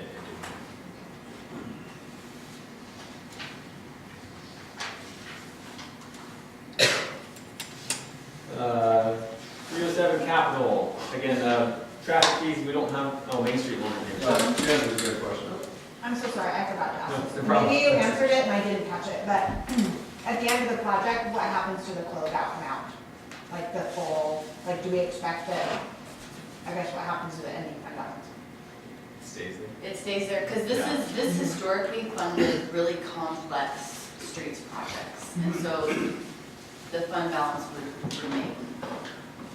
And For a reallocated. future Yeah. Main Street project? Main street capital. Oh. It's not main. We've been calling it Main Street because that's the project that's been utilizing the fund. But the nomenclature for the fund is it's streets capital projects. And it's meant to really like holistically look at those complex streets projects. Thank you. Maybe we should change it back. I did here. Yeah. This Streets capital projects. is, it's seen in a couple different places. The narrative is where this is the name of the narrative, so it'll come out would be approved. We were talking about this in the office too. We used it for Yeah. the Centennial project, which was, it was like Main Street on miniature, so it was a lot of different utilities. So everybody paid into one pot, we paid out of one Thank you. pot. 307 again, so this is, I guess, Main Street loan repayment. There's no major projects that we're proposing right now out of this fund. And again, some change, there's not a whole lot happening in this. This is where traffic impact fees come to live. So 306, sorry. 306 is also a street, but it's non-growth related. Do you see what I mean? How there's two, they're kind of Yes, growth capitals? it's a like what? special fund, it's a Okay. special allocation based on complex projects. Complex projects would go. Yes, so transfer then that you have a it working can pull fund. it can Okay. pull monies from different funds to be allocated to a certain project. Mhm. If that makes sense, I hope it makes sense. No, that does, yeah, yeah.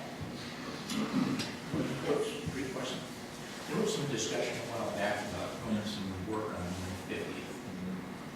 And I got a sense from listening to council input that there were concerns about putting a lot of money in a street that really is in pretty good shape with sidewalks, pavement's doing well. We get that it didn't meet the NPDES standards of today and would probably have been built differently. Is there any plan to put money into that?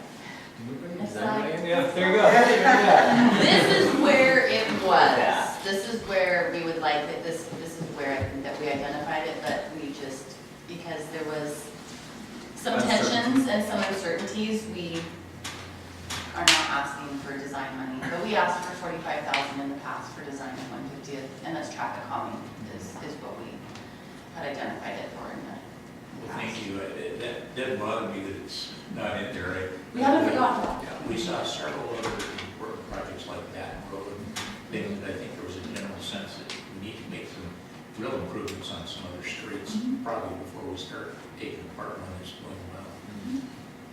Thank you. Yep. Nothing else? All right, so next, park CIP. Again, so the big one out of this one is the restroom and concession facility, and then, I guess that one of the highlights was the sewer station, which was just completed. So we kind of mixed up timelines here, but, one of the, But the facility's been ordered. yeah, that's true. It This is one got not, paid. it will be paid in 2019. So it's a nuance of dollars, but, you know, we ordered it, we won't pay the invoice until next year. There's a log cabin. It is, I think it is, I don't know if it has, it doesn't have a rock underneath, I don't It believe. looks like a movie set, Lincoln log. Yeah. Yeah, I don't think that's our exact, it's, That one looks It's similar. it's structure. It's similar. It's handsome. I know that, oh yeah, so one of the items we talked about earlier was the Taylor's Landing, so if that's something that wasn't reflected in this, was some, play equipment upgrades at Taylor Landing. It didn't make it into this budget sheet, but it is something that, we'll be adding or will be. There's a timeline associated with it, so we would have to replace those within 6 months or so. It's technically in our floodplain partially and shoreline, and we had to remove it, and so to not lose the right to put something back, we have to do it within a certain amount of time. And it would be in kind, equipment, swings. So that 250 capital number, return to 300 is the request. Are there any questions on this?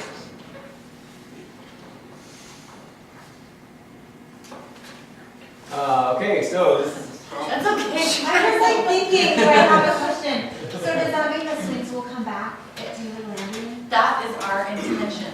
Because we were so sad when we Yes. just recently noticed they were gone, and all of a sudden I was like, oh, that's what you said. So, Yes, okay. that is the intention is, and so we will have to make sure that we. I think we were surprised that people even noticed they were gone. There was kind of a, they were all kind of run down, been there. It's kind of surprising, it's definitely a hidden. It's a Yeah. hidden Yeah. gem. Maybe we can have an unveiling of the new swing so people can Yeah. know about it, which Yes. is a great little park it is. We're- Well, with some of the new activity with the trail. And the trail. Could be a thing.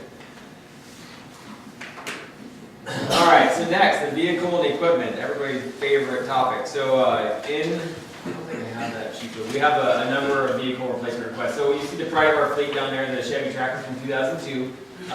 So a lot of our vehicles, and I think it's going to be reflected in one of some of the capital requests, is you see a lot of our vehicles that are up for replacement.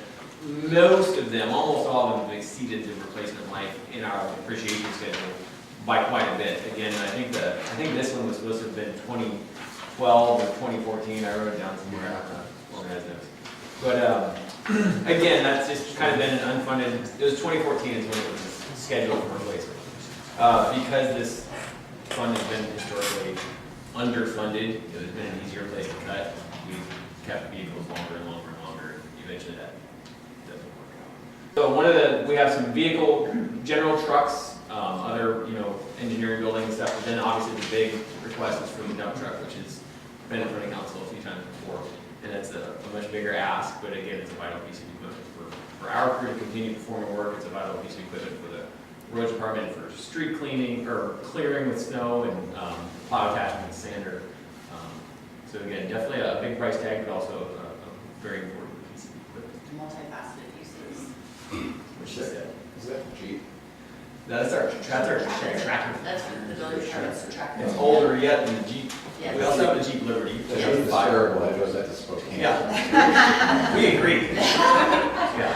I think we have a 2005 Jeep at the engineering firm. We have 2005 Jeep Liberty and like 2006 Ford City, I think. Maybe 2007. One thing I wanted to add, we haven't talked to council about this yet, is that we're looking at buying the dump truck through a 10-year lease to own, so that we can put it out over several years, so that we can purchase other vehicles like the tracker.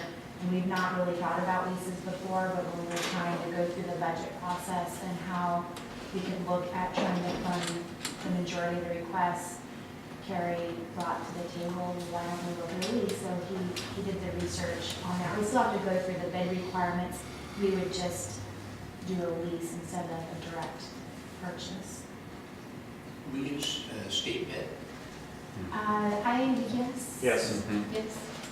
and if we have this approved in the budget, when would we actually get the dump truck?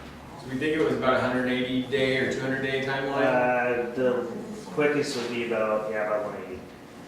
It takes a while. I mean, it's pretty complicated, so they don't have to have them sitting around, and then you have the plow and the sander. So it's a wetted sander also, right? So you apply de-icer into the sand. No, we That's correct. pre-treat it. We Pre-treat it, okay. So, yeah, it's an insert sander. The turnaround time is 100 to 130 days for the chassis and another 60 to 90 days for the plow sander. And right now we utilize the 550, we utilize the 250. So I mean, they're good, and they've worked really well. They have their own problems. They've been breaking down on their own just because of the heavy use. But again, they're kind of more suited towards parking lots and small street clearance and for neighborhoods. Again, they do the best they can, but the dump truck is really what is good. So how many vehicles are we looking at this? We have, did we hand out the sheet for Counting capital? the dump truck, I believe it's 7. Police and public works. 8. If we consider spreading that out, because that means that a lot of them are aware of it at the same time. We replace all of them at the same time. So we have a dump truck, there's Four police cars. 4 police cars, Two 2 half-tons, a small SUV, and then we also have, because it's also equipment, there's a wood chipper shredder and a riding lawnmower. And we'll actually email this out to you because we have a list of them in order. Yeah, my only thought is that everything's gonna hit, or there's gonna be a lot of stuff that hits its replacement cycle at the same time. Maybe meter that out over time. Yep. I think the cop cars will wear out first. Well, yeah, the cop cars are trying to do this. I think that's not an ongoing issue, but an ongoing, always. I think we want to get into it. I think we talked about this earlier, a little bit of a normalized replacement schedule. Where it appears that our our replacement life is just kind of keeps getting added, so it's like, we have some oddballs, like 12, 14, 15 years, I think it's just because we're in 40, so it's like, oh, we'll recommend it in another year. So we should probably have more of a standardized, best practices, it's, this kind of equipment gets every 10 years or something, and that's what changes. But anyhow, we're far from that. How do we do our maintenance on a vehicle? Joe Chris more or less manages a lot of fleets, so they take each of our vehicles down to regular services for oil changes. Where inspections? Granaway for. We need to, We don't have a city mechanic or anything like that. Tires are usually done with Shell. If we break out the type of replacement vehicles, are we trying to get standardized fleet of vehicles? That's a great question. Maintenance does. Yeah. I know that's a big deal for maintenance costs over time, whether it's Runaway or some other diesel or some other mechanic place. They can stock the parts for you and not have to have 7 different types of vehicles. The bulk of public works is old vehicles for Chevys, but it seems like more than new ones we've had at all. Yeah, we have just Chevy Ford, that's it. They're also the cheapest, so.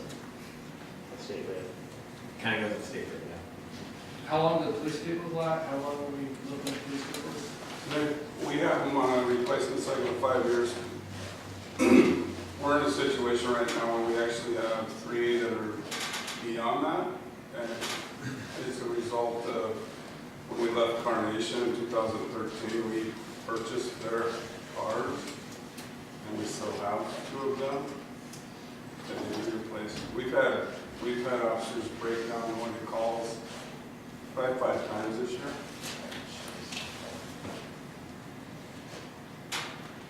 So the theory behind the dump truck, since it's such a big ticket item, and it's probably a 20 to 25-year vehicle. yeah, it should last at least 20 years. And it is to be, just to note, it's replacing a vehicle that's 31 years old, it hasn't functioned in several years. It's just sitting down there, it doesn't work. It's a 1988 that we bought for $7,000 from the city of Seattle. So that's what that's replacing. And so our theory was to spread it out over a lease instead of putting out $200,000 in one shot and freeing up some of that money for other vehicles. So you go ahead. So does that mean after 10 years you give it back? And We own it. You will, so it's basically a financing versus a, Yes. okay, so it's finance, okay. No, I'm totally on board with the dump truck. It's just a lot of stuff happening at once, I guess it's deferred, but yeah, it's a lot all at once. And so the other vehicles would be purchased, just initial purchase, or would they be financed as well? And they would be purchased and not all in, like some would be in year 1, some would be in year 2. And what our plan is to come back and update that, create a best kind of management practice for our fleet, because this is just the first of, probably 2 or 3 biennium requests to get us back on some sort of normal cycle that council sees appropriate. Do we start, is there a replacement fund for each vehicle? When it's totally bought? Lindsay? Yes, we've started that, and however, as the budget has struggled, it's one of the places that is the first to cut. So, but yes, we have tried to create, establish, and fund essentially a replacement and have them on, because we're cash basis, a modified depreciation and accruing the cost of how many years we think that it will take. So yes, that is and it is fully funded in the budget that you have proposed to you. How much is in the account before we buy or before we purchase any vehicles? In the reserve for The beginning fund balance for 2019 is proposed to be at $460,000.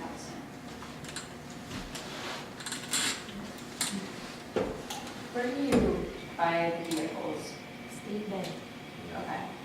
Something Matt brought up about staggering you know, so that they don't all need to get replaced again at the same time. I was just curious if you can buy That's- different years to kind of. Yeah, that's what we're trying to say, is that this biennium will buy so many cars, and then the next biennium, so that we can get on the cycle, so that we're not replacing vehicles, hopefully like this again. Although this is only a portion of our fleet.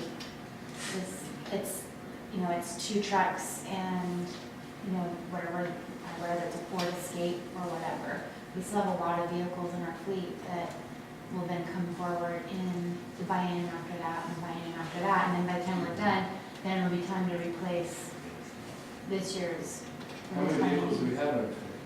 We were just talking. We were just talking. Sorry, we should have shown a better visual about how many we have and Kind of what it should. how many trucks does the crew have, Joe? I Is think it, there's, what, 7? 7? they have 7 at the crew, and then, the sewer has 2, and Public Works, building has 1, Public Works has 3. So that's 7, 10, And 11, planning 12, has 13, 2, but 14. we're gonna go down to 1, because we So currently we have about 14 vehicles spread between. I have 9 now.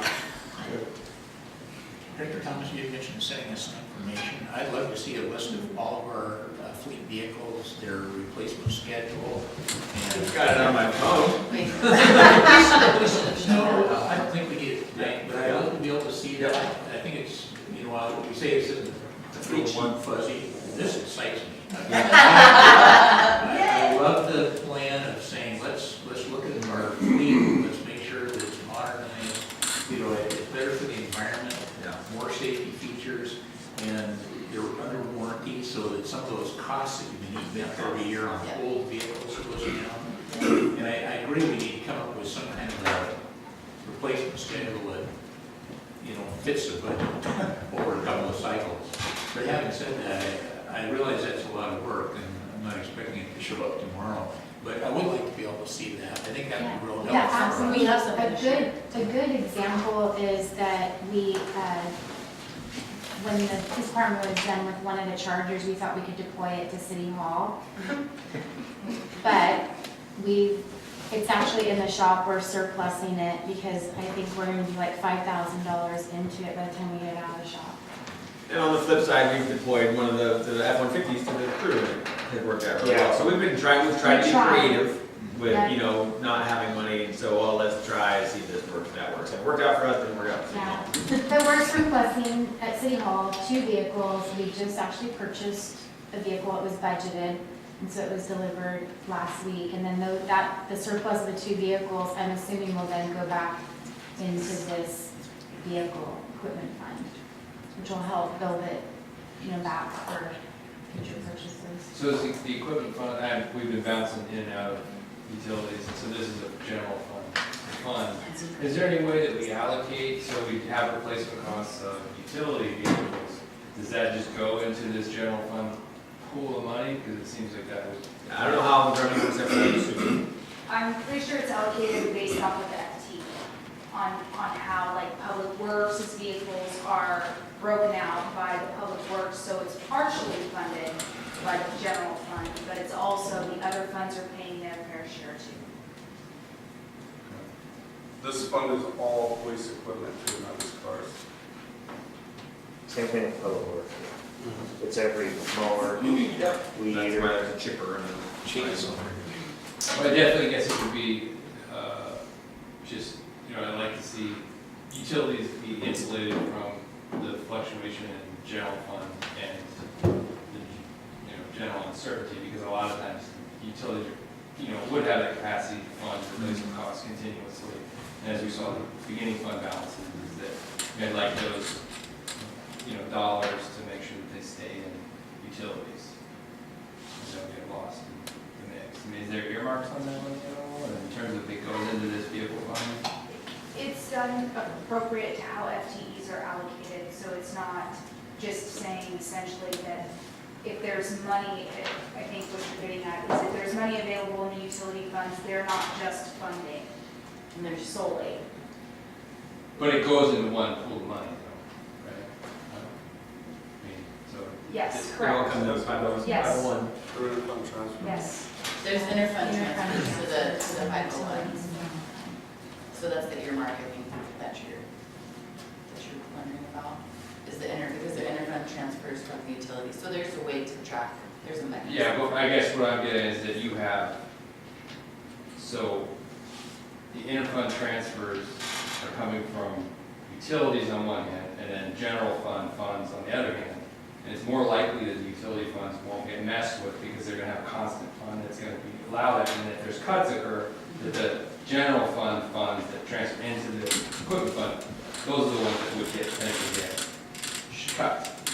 And so, once you put it together, it's all just money, and then so I guess, Lindsay, can you answer that question? Yeah, so like for police vehicles, that's solely being funded out of the general fund. It's not as you're stating. But I think what he's asking, I understand what he's asking, is he's saying if, like, say the utility funds are healthy and they're able to put the dollars into into this replacement fund, but maybe the general fund isn't able to, he's asking, is that occurring? It's, Or can it? Or can it? right. That Like is not the planning vehicle, it's like Yep. planning vehicles paid out of this fund, right? Out of the general fund? General fund. So the vehicles are not paid out of any utility interfund transfers? it's broken out appropriately, It is. yes. IFT, that's what you're Yes. saying. I get it. Yes, so the utilities, I'm not stating this very correctly, sorry for everybody having to bear with me. General fund is paying a portion, and it is how you are broken out, but utilities are paying for the portion of which they're funding people. That's what he's asking.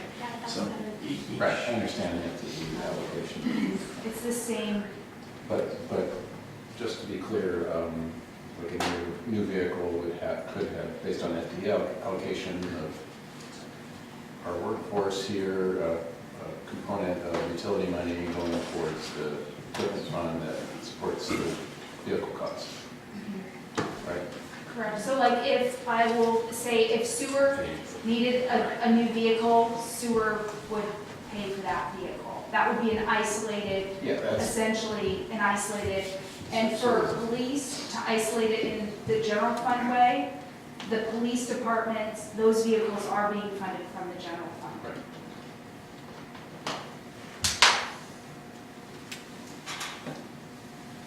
Okay, so how I see it in the interfund transfers is it looks like even though it is general fund, it's under a subcategory of police versus, it is the general fund, but it very specifically categorizes as police. And just, I know when IT was here, they explained kind of a complicated allocation, which depended on, more general things like FTEs, but then specific purchases would have different more specific, so if there was a very large sum. So for example, the police force vehicles are possibly a much different price range than the vehicle that planning will use. And planning has one vehicle for 3 people, whereas in police, that ratio would be different, the type of vehicle. Public Works, they have quite a few vehicles in their trucks, which would be, half-ton trucks, which are definitely more expensive than, like what So planning planning might drive. does- So is The there? planning doesn't more- have a vehicle, it's a shared asset amongst all of City Hall. Right, and that's one vehicle shared between a very large number of FTEs versus, do you see what I mean? So is there a more complicated allocation to make sure that it is, all of police purchases end up in police budget and public It works? does. So it's not just FTE, So. Not for police, it's not. but I guess I'm thinking for public works. It is partially funded from the general and as they are allocated. And it is broken out. So police is handled separately versus how public works is handled. They're vehicles. They're handled separately. To be as true to where they're coming from as we possibly can be. Okay. Well, I would say like the example of the tracker, just say there's a general person using it, and so there's a building inspector, a utilities inspector, and maybe, I don't know, maybe I'm using it. So you have different people utilizing the fleet They're pool and cars. their pool, that's more of a pool car, but we all have to pay our fair share to use the pool cars. But we shouldn't be driving, and the utility should be paying a greater share, and I think that was one of the questions. And so we just need to make sure that that's not occurring. And I guess I see what you're saying is that the right now, these police vehicles are paid from the general fund, not from 501, right? They're being, it's 501 as a sub fund of the general fund. It's transferred from Yeah, I the guess, police but budget to this account. But I guess what I'm getting is more to the point when you fund, you're doing your, it has more money that you're not having to fund it immediately, so. But we, can, we'll do, we can revisit it offline, and I can get my head on straight later. But let's move forward, unless somebody else wants to get their head turned around. We've only got like two more slides and one this question. So, I want to take the presenter privilege though. Presenter privilege on this. I know this dump truck is something that is very important to us. It's been up a number of years. I don't want to leave any questions on the table, any unknowns, any, well, I didn't know this, so I didn't know what to do. So I just want to make sure that we're providing an opportunity if anybody has any other. I think the dump truck is more of a straightforward thing. We talked about that in the past, and the need for that is, not that the need for any other vehicle is there, but I think the dump truck is more like it's a little harder to argue about, and it's not very immediate. Seems immediate. So Yes. I think we're more just talking generally about our state of vehicles, so. Is the dump truck through state, I'm sorry. I just had a question about the dump truck. You said that there were multiple uses. What are the other uses for it? I feel like somebody's told me before, Yeah, well, I mean, it's a material handling, right? Let's do it. Joe, you're out here. So this is gonna be used, pretty much day to day. So we currently, the newest dump truck we have is 20 years old, and the oldest one's 31 years old. So the dump truck we currently have is going to end up being kind of a backup, because we used to have two, and we have a need for two. This is gonna end up being our day-to-day dump truck. It's a lot more usable in every way than what we have, in addition to the snow plow stuff. So it's gonna be larger, it's gonna be able to tow, so we'll be able to use it to, if we can get a trailer in the future, but it just has multiple uses. So it's gonna be used day to day, constantly. So it's basically gonna kind of take the place of two trucks, but it'll allow us to keep the 20-year-old truck for even longer. Yeah, hauling debris, hauling leaves, hauling clippings, A lot of gravel. gravel, Asphalt. cold mix. Previous trucks are five-yard trucks. This is a 10-yard truck, so you can haul twice as much. You don't have to make twice as many trips to dispose of material, or to bring material in, you would have to go to the pit twice as many times in order to do it. It's gonna become more efficient to have one that's larger, and then be able to cut your trip costs down and your trip numbers down, and fuel and the rest of it. Can I just one last question on the truck? I think it's a great idea, probably long overdue. The key question I have is, I hate leasing things, but there is a time and place for that, and you really explained that, it makes sense. What will it cost us in addition by leasing it over a 10-year period before we own it versus buying it up front? What? I can give you rough numbers. It depends on if you do a 5 or 10-year lease. The interest rate's different, and I want to say over a 10-year period, you're going to pay about $40,000 to $45,000 in interest. But I can give you the true numbers. No, I'm fine with that. Like I say, I really trust your judgment on it. By knowing the We difference. need other vehicles, we're trying to figure out how to do it within our budget dollar. That makes sense to me.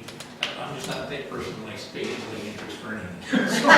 No, it's unusual for us. We're used to purchasing equipment, not, and so, but it was one mechanism of how do you get the whole list. And so that's one way to do it. Yeah. Again, those are decisions. I just bought a vehicle and I have 2.5% interest on it. And I think of a lease as kind of a different situation where you have an amount you owe at the end that you can buy it out.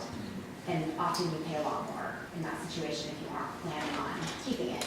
So would we be better off just financing it at super low rates right now than a lease where they kind of built in a whole bunch of other stuff? Maybe It's a your lease to description own. of a lease is different. There is no It's a lease to own, residual. There's no residual.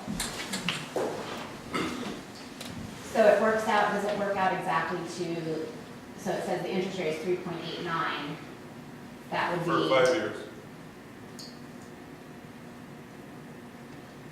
There's all. So It's there's a 5-year option, a 10-year option. a level payments. Yes, Okay. with no residual. Yep. I was wondering, why do they call it a lease if basically it's just a loan? I think that's- We got caught on that, so we made the Yeah. request and then we That's looked how at they different do it. options and Okay. that's where, I don't agree. But it works out to exactly the same as if you would just go out and finance it. It's the Correct. same. Correct. Yeah, we didn't look into those numbers, we just Yeah. looked at the purchase. We just price. asked. Yeah. We said, hey, we need a thing and it costs this amount. And There's then, some other discussions about how to finance it. yes, That's beyond our request. yes, Wish it we, was a couch, because then we could pay it off in 10 years and buy interest in it. Right, it's done. You get to know. Here's a quick question. Does it require CDL? Yes, yes, because it's 32,000 GU with a week. Yeah. Joe, how many CDLs do you Yes. have? 3, 4, counting me, well, Sean's got one, so. Oh, these guys, 6, 7 total? we got two more back there. So I guess like 7 in the whole city, yeah. Yes, we're gonna need CDL drivers to use it, but again, we have currently staff. And then purchasing, is it through state procurement and you write us back and? We would have to. That's what Joe's been researching. You've been working with a state contract through, I can't remember the vendor, like JWC. Yeah, RWC, RWC. state contract, yeah. It's, So it's all- it's an international or something 7,000. Again, that is actually like the same truck. That's the same That one truck. on the top is the same truck. with Savannah's top. just bought 2 of them, Yeah. and that's one of them. It's pretty much exact same truck. Is there a chance to get on any other city's bid that might be buying something similar, or is ours unique? It's the same price, so we would get the same thing as Savannah, if you buy 5, it's the Yeah. same cost. And so, yeah, the state's got these all in reserve, we just have to order them and they process them and send them out. But you can look at piggybacks, but technically, the state bid is pretty much who everybody goes through.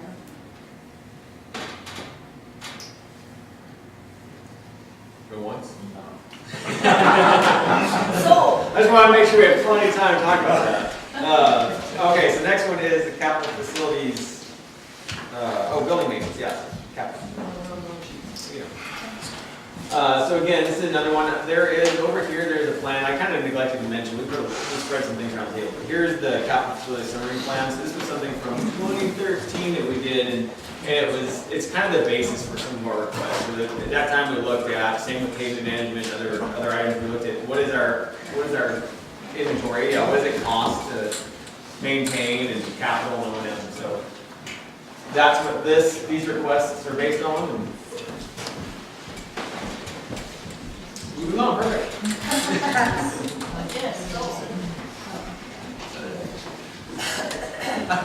I'd like to learn the word again. What do you know?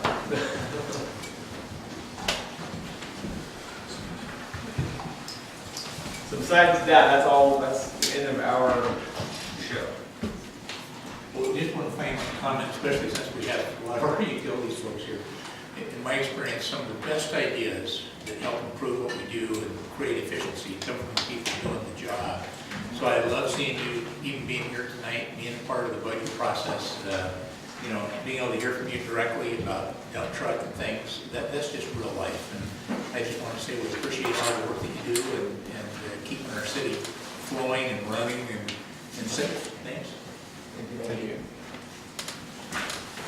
Likewise, I like when I flush my toilet, it works. One question on that last slide. So we're done. Is that where the pavement? no, that's a separate document that I think Jen Franklin got. So- Okay, she's looking at that. When was that? She said 14. 14. Okay. Any idea of what the current status of this is? I'm sure as things get older and fall apart. We would need to update it. We do? Yeah. Okay, so is that part of the work program? That's something we're looking at for next. Yes. Yeah, we want to do a whole run, so those were all windshield inspections, and it started out on foot really, so we drove every single foot of asphalt, looked at it. Give it a PCI. Exactly. So it's a fairly intense activity, it takes a bit of time, Yeah, but it's, I know, it's kind of what we you have have to do. people that actually do this for cities and they're always out in fields to GPS stuff, you know. So anyway, so this will be updated, so we can. Eventually, yes. Yes, that is, That's our plan. we've been, Is this budget to be updated in the next? it's 2 in, years? it's in, in-house. it's It's in-house, staff it's driven. This- internal work, Yeah. so. That whole thing was done by staff initially, and it never really was fully implemented at the time. My only thought is if we look at the TIB funding issue, if we look at program elements of that we could make to the public on, giving them some more current data to prioritize which projects would come out of that funding. Yeah. Well, the good thing is that these, because we talked about this too, is that these, the way that they sit, they're not getting any better. Right. So we can assume that everything is either the same or worse. And we could, the easy update would be to go in and update based on projects, what has been overlaid based on development and stuff like that that's come in. But we have 2 areas that we know need attention, that we, without doing a full update of the PMS, we could confidently go after money for. So, Parkwood is the worst, Juniper Glen, which is Miller Street, I can't remember the full name. yeah, connections. That's the other one, those are the 2 top as far as condition. There's some sections in 144. Big Rock was largely taken care of for us by doing kind of projects of opportunity and doing sewer, and then overlaying, so. And then Baton will be. Baton's also Yes. getting addressed, so those are a lot of our biggest offenders and largest individual projects. We kind of get some small restrictions. Definitely the success of DP, regardless of the funding, is gonna be the list, of people knowing the list, because that's something that people don't really understand. It's just, that one's gonna be fit, so you see that, Yeah. and they get behind it, or not, but I think those those are the connections. Those would definitely be the ones that we would say rise to the top, because they're at that point where do we just want to be gravel or we don't be gravel, so. So we know enough that we could prioritize projects for certain funding allocations and Oh, for sure. Currently, make yes. a difference in this to prolong the life Oh, for cycle sure. Yeah, of for the sure. utility streets. Yes, Is this available to the public online? not currently, because it's draft. It was the draft, it was never It was never formalized or formalized. adopted or Because it might be implemented. You guys, does somebody have pictures of the dump truck that turned over on Woodward? No. Oh, right here at the. Yeah, the bridge. Oh, yeah, I have, oh, yeah. Well, who keeps it? It seems like it's just It does, destroying it the seems like they're replacing it every few Anyway, years. well, so, building maintenance, so is this where, the, sale of the building and then the scheduled maintenance would be all built in right here? So I mean, this is definitely a Bigger issue. a big issue that's put forth, and so, I mean, we need to definitely, now is the time. Yes, this is Not what that, we. not as the last time, but now is the time to,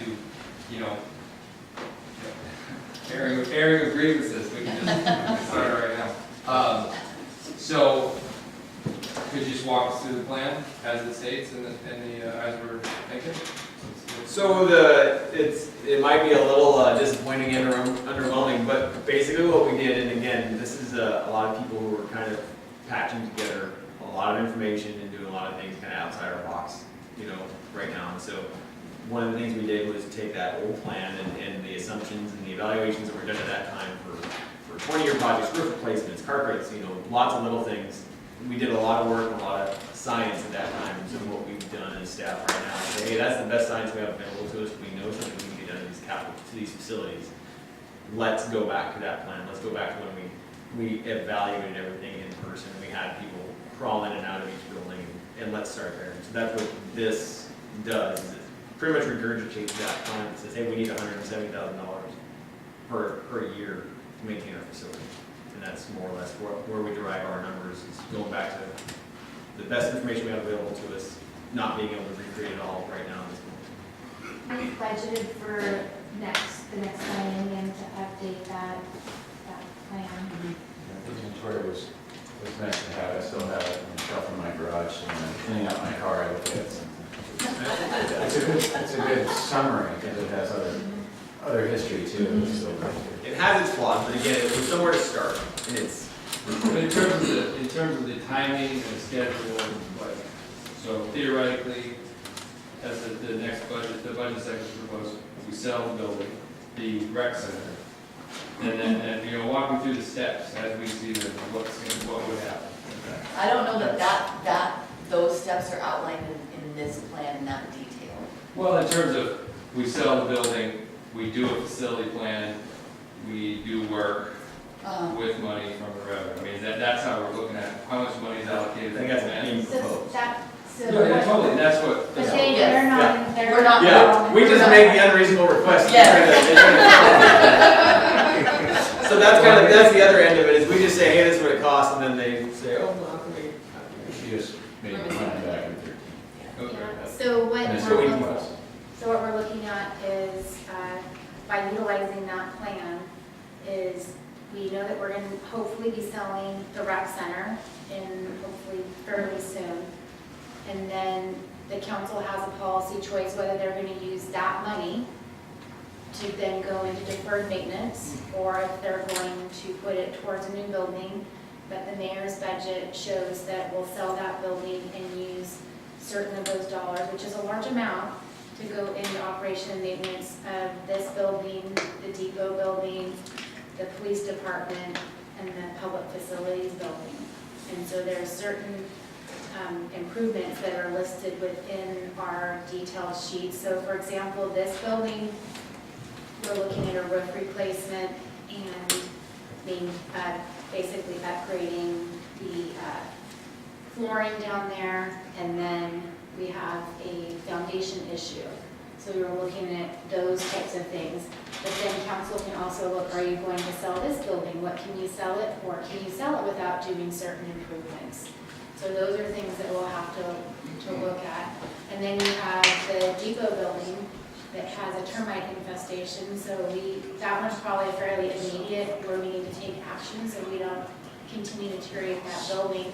So take off the decking and replace that and replace the wood that's rotted at a minimum. So we're starting to look at that building as well. And then the police department building was never constructed to be a permanent facility, so they are starting to see, it's aging, I guess is the best way to say it, pretty substantially. And then other buildings need, some paint. So our buildings haven't been painted for almost 20 years. So how much money was allocated? So we've got the. Can I add to that? The other component is with the capital facilities plan and analysis is to do that assessment of health, life, and safety of all of our buildings.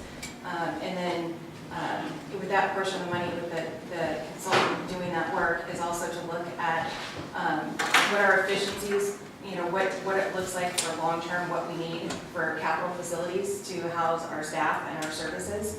And then look at, compare that to our building costs, our maintenance costs, and also look at potentially the lost staff time that we have every time somebody needs to go to a meeting in a different department. And I can tell you firsthand, it's significant. So you not only have lost productivity and things like that we're looking at, and have that analysis so that council can then make the decision. But we still have to budget for the necessary repairs, because if council gets a feasibility study and says, we can't afford to do what they want to do, we just need to start with repairs, then we have to do that, and we have to make sure we have the funding for it. If council decides to, hey, this study's great, we want to move forward with the recommendations gung ho, then we can do a budget amendment and move some of those funds elsewhere to do what we need to do and start with whatever liquidation process we would need to do. So just to break it down in simple terms, we're estimating $400,000 purchase, the sale price. And how much of it will we assume we go for the facility plan? I might have been told, but I'm not sure. I don't have it in front of me. Do you have, I want to say it's about $50,000, this facility plan. And then maintenance. Maintenance is just over, I'm going to say it's just over 200,000, but I don't know off the top of my head, so we'll have to get you Yeah, I saw the remainder, so then the remainder to the the contingency. remainder of the contingency, which was 120-ish. On that, I mean, parts of this building are probably, 100 years old. Interesting to see what happens when you get into the foundation wall, 100-year-old building, and how much more you need to do versus what you thought you might need to do. Well, that's where it is hard for us to quantify, like, well, is every building gonna get carpets or new lights? And it might be that, we have 10 buildings and $100, not every building's gonna get $10, one building might get 30 or 40, and then some building might get 0. And so I think that's kind of the prioritization. We don't have like a clean list that we can give you that says, hey, if you fund this money, you're gonna get X, Y, and Z. We're really gonna have to wait and see, what are we gonna get approved, and what can we do with that when it happens? That's just, council needs to balance those uncertainties and what they want to do. Yeah, what we try to provide is the dollar, the kind of the science and the time set, well, this is what we need to maintain these buildings. And this actually isn't even all. I mean, there's still a ton of deferred maintenance in the city that's not included in this budget. This is just trying to start to right side things.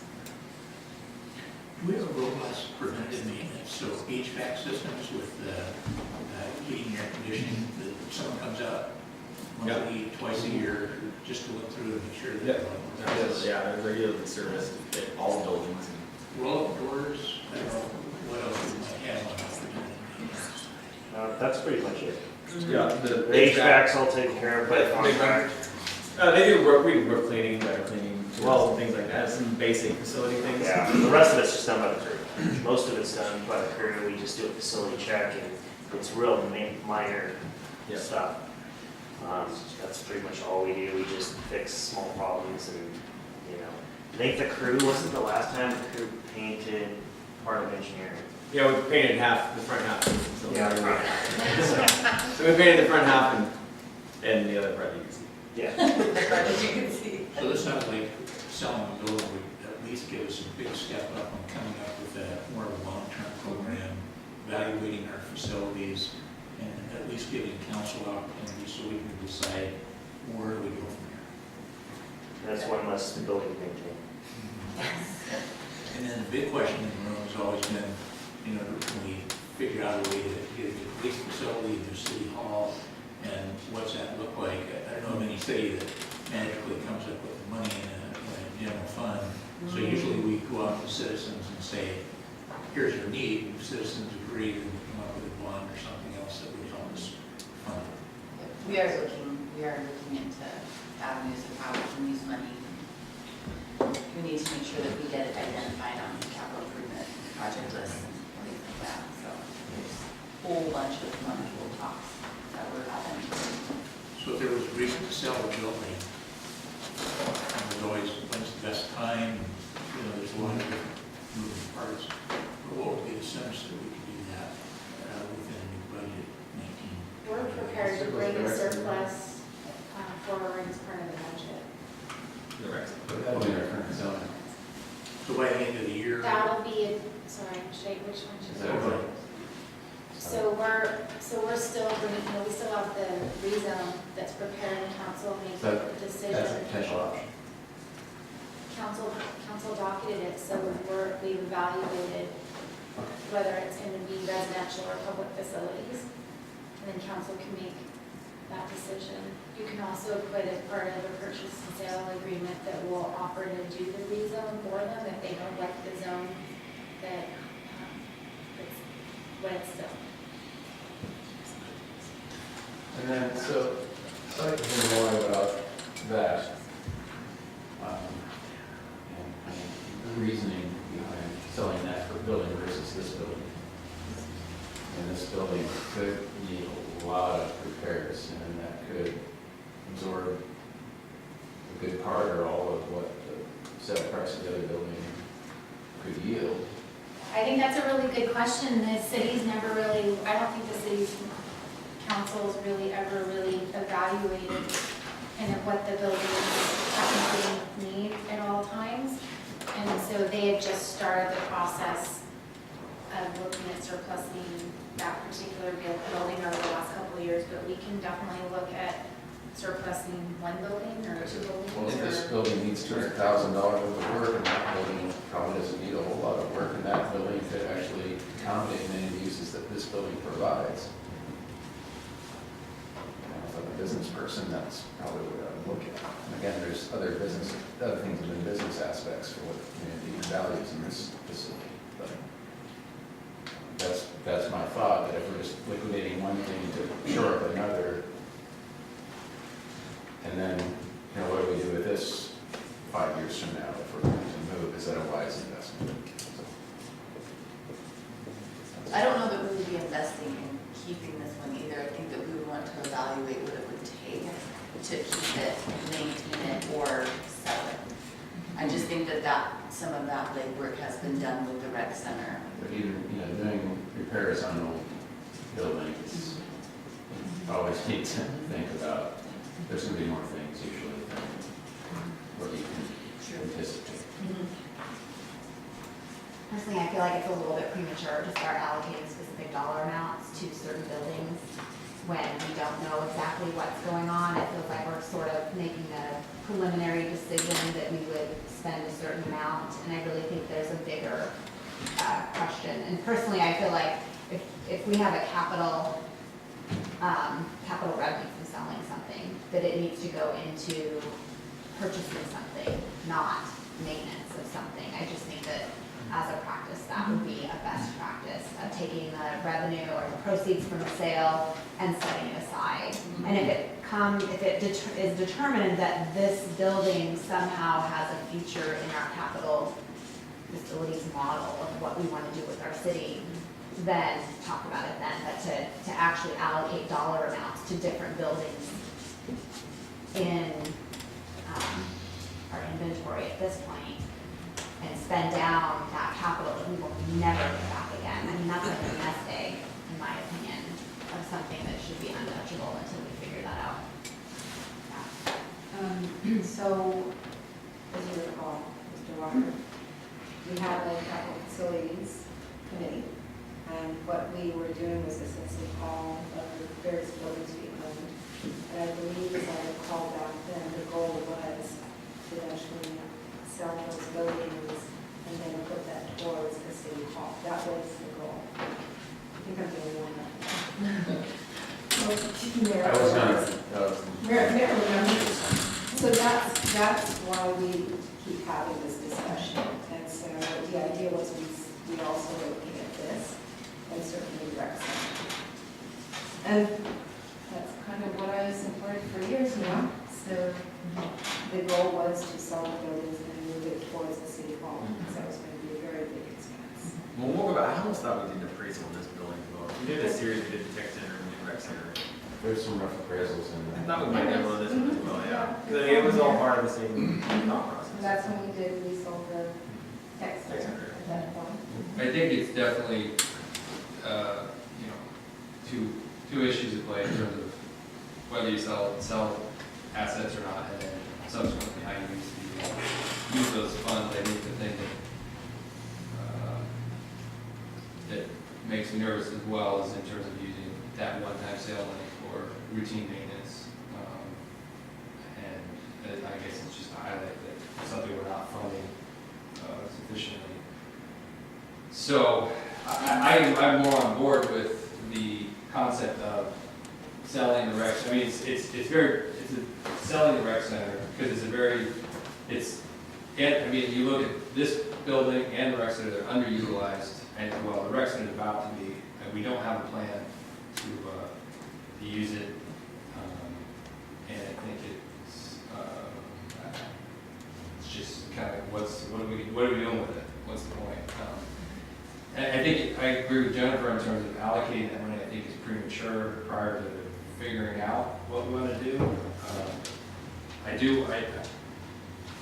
think that plan might be important, but I also think that it's not going to make a decision for us. And I think until, having,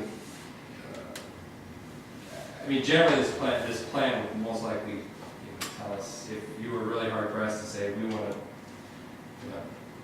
say that we're fine for right now. You could probably get a consultant to make a plan that says that you're fine right now. And if you want a plan that says that you need a building, then they could probably make a plan that says you need a building. So I think it's important that we go into it understanding what we want as a council and as a city. But I think it's helpful to separate the issues in terms of, because I think there might be more consensus on the sale of buildings that aren't being used than on the use of the funds as for maintenance. Because I think that's a sticking point. I'm not sure that's going to fly. So I think what I would say too is, your probably, likely sell the rec center. To me, it's about, you can just put it in reserve, and then you can decide what you're gonna do with it, but I think it's exactly what Councilmember Ira said, is if we're going forward with the sales, you can figure out what you're gonna do with that at some point in the future, but you can at least, for now, put it in towards, a new building. Whether you choose to use it or not on operation and maintenance until we figure out what's going on with this building, or are we selling 2 buildings? Then we have to look at who are we displacing, and this building does get rented out pretty regularly now, so is the depot. I mean, it's not 24/7, but this building is, and this is where, your planning commission is, your public hearings. So you start to displace, we have to figure out where are we gonna put them. Other city meetings, all city meetings, the depot's probably not gonna fit for those types of meetings. So we do have to, there is definitely some analysis that needs to go with it. The one thing that I would like to say is the depot has immediate needs. And so we're gonna have to figure out how to fund those and with what dollars. That's the one building we're not gonna be able to wait for a plan to come out of. Well, I think that's exactly, I think this is a very important philosophical debate that I think we want to be a part of also, but the brass tacks of this specific departmental request is that there are unfunded needs. They've been deferred for a long time, and whether we talk about whether it happens in this building or the rec center, there are other buildings that are not in question that are going to be kept, that we're going to have for a long period of time that we still need to fund. And so, whether some of you guys want to say that you shouldn't fund this, you shouldn't fund that, there are still buildings that have a need that we've deferred for many years that we still think is very important to start making right by putting funds into this. What level or what restrictions, that's definitely a council discretion and mayor. But we don't want to lose sight of that. I love what you're saying. Is there any way we can put a list and a prioritization of these are critical needs down to, this needs to be done at some point, just so we can understand where we're at and start planning of what, like obviously it sounds like the depot building has a critical need that needs to be done immediately. So if we could just get a ranking of those to understand more We can't about. have time, but it's hard for us to produce some of this. And that's why, some of these things, just like this, we did all that work at that time, and we're gonna adopt. And so that's kind of been our struggle is, well, how much time we put in assessing on something that might have all been a waste of time when we have too much going on. Maybe I made that sound too broad. I guess I'm saying of the things that are in the budget, that got put in the budget, of those, which ones are the more applicable versus the ones that could be done? Because there are very specific projects that got put in here and funded, so I'm just trying to understand which ones of the 400,000, I think, expenditures. Yeah, I think that's a Which reasonable ones expectation that of what's those? being proposed, we would know what it was. Yes. I guess I have the same questions about whatever plan would be produced, because personally, I don't need statistical analysis of how inefficient it is for employees to get from one building to another. I don't need anyone to spend $5 to tell me that it's just not working so well right now. I don't need a bureaucratic study to outline that, so I can understand that. I would like to have, at some point, I think it relies on what land we have to build a city hall. We have a few options. Some land we don't own yet. Hasn't been deeded over. I think it would be more appropriate to do that level of facilities planning, site-specific, with a known property where we own the shed piece, and that could be one option as what was evaluated. Dan mentioned it with the committee met many years ago, it really did that. The other 2-acre piece where it could be a potential co-located facility, that's basically a design programming task that capital facilities design architectural team would program into the site, into the building, and come up with options. So I really don't need a lot of study to know that like Jennifer's list would be all I would want to know what the maintenance needs are. Freeing the capital now with selling things that we can't afford to maintain would probably make less economic sense. But to Laura's point, we also have displacement of uses. So having a discussion about the use of this facility, the use of the rec center, and then what council would like to do with selling those, I think it seems to me all that could work for price tag initially. You know, basically allocating full funds of one building to a plan and some repairs. I think we could come out ahead versus just breaking even. And I think that was to my point of, or maybe if that dollar amount doesn't change in terms of the 50 grand dedicated to that plan, it's that, how much of that plan is dedicated to, what questions you answer and making some headway on moving in a direction. Because I think we know that the buildings are old and separate, full of people. Just a short list of what the worst things are that we should do first, because worst first. Do the worst first, and we figure out how to pay for that. If it's a one-time project out of one-time revenue, then that can make economic sense. But if it's just O&M, it's different. But like a capital replacement like a deck is, to me, different than ongoing repairs and paint and other things like that. I think this is a pretty important point. I think we should hear from everybody on. So it's okay, I'd like everybody to at least go around the table before we go. Does anybody have any just random introduction before we do the go in the circle? I do. Okay, yeah. Just real quick, and I don't know if the board shared it with you, but when you start looking at site selection, the council's goal is to co-locate. The police department is zoned for 4 stories. 4-story facility can go to the police department. I wasn't gonna say that yet, but part of why we were looking towards that now that you popped that out of the bag. Because that building's falling apart, so it's gonna need probably that replacement within the time frame, then you eventually decide what facility. And so that, if there's a parking lot already right there, we can't go further into the use area, but we can take the existing footprint. So that would be one of the areas that you could look at for site selection. There's also where Public Works crew is held, but then you have to then place them somewhere else. So you're playing, I don't want to call it a shell game, but you're trying to figure out where all your interlocking parts are and who you displace and where they have to go. Thanks, Gary. You're welcome. That's no rhyme with it. You get started. I don't have enough information to know whether we're at a point in our city's history that this is the right time to say, let's go after the city hall. I think we're close to that. I think having a study and looking at our buildings will really help us.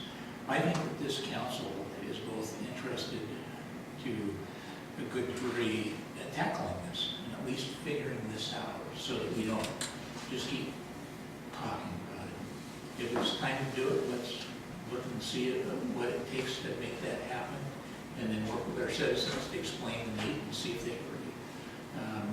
I do think that there's some maintenance I've seen as I walk through city facilities that just flat needs to happen for the sake of our city employees. And so I do like the idea of taking a portion of that money, but I do think we have to be careful. We just don't do that with all the $400,000 on paint and some other things in the building that I think Councilmember Walker said really well about this. We might get into this and find out that you have $300,000-$400,000 to fix up, and we'd be better off just to sell it. But I think those are things that we ought to tackle, and I'm not afraid to dive right in and get what information we need and make some decisions. I've already said kind of what I felt, but one thing that Jason said that really I want to understand how much would it cost to build a facility and kind of what, with different options, a 4-story building might be more expensive than a building that you could build on another site. So just kind of an understanding of the cost, because we could have a study that says, hey, you need this much space and it's $10 million. And when we look at our budget and possible funding sources, that's not feasible. So then we have to think, we don't just need to come up with a plan of what would be optimal. We need to also look at the other side of what can our city afford, and we have just completed the Main Street project, and we have REAP funds for the next many, many years. How many more years for, 15 more years, or maybe not that many. But I mean, REAP funds that come in each year, a large portion of them are being sent to pay off the debt for Main Street. And so how much can we afford when we already have that liability on the books? The timing of when we would do it. It's really for me, not just about what do we need, it really has to be balanced by what we can afford. And so any analysis, that's the most important thing, because we come up with plans all the time and then they sit on the shelf because we can't afford them. So that's my biggest request, is if we don't just, every city out there that deals with multiple buildings that are small and can't afford things would have an optimal building and they just can't afford it. And so, for me, that's, do you remember how many more years we have left? It's through 2031 that we have to pay on Main Street. So 12 more years. Yeah. Okay, thank you. Move on around the table. Michelle. Councilmember Howard. So, as far as if the police station is at all a remote possibility for a city hall, it would seem silly to put a bunch of money into it right now, if it needs something. So that would be something to kind of do some research on, I think.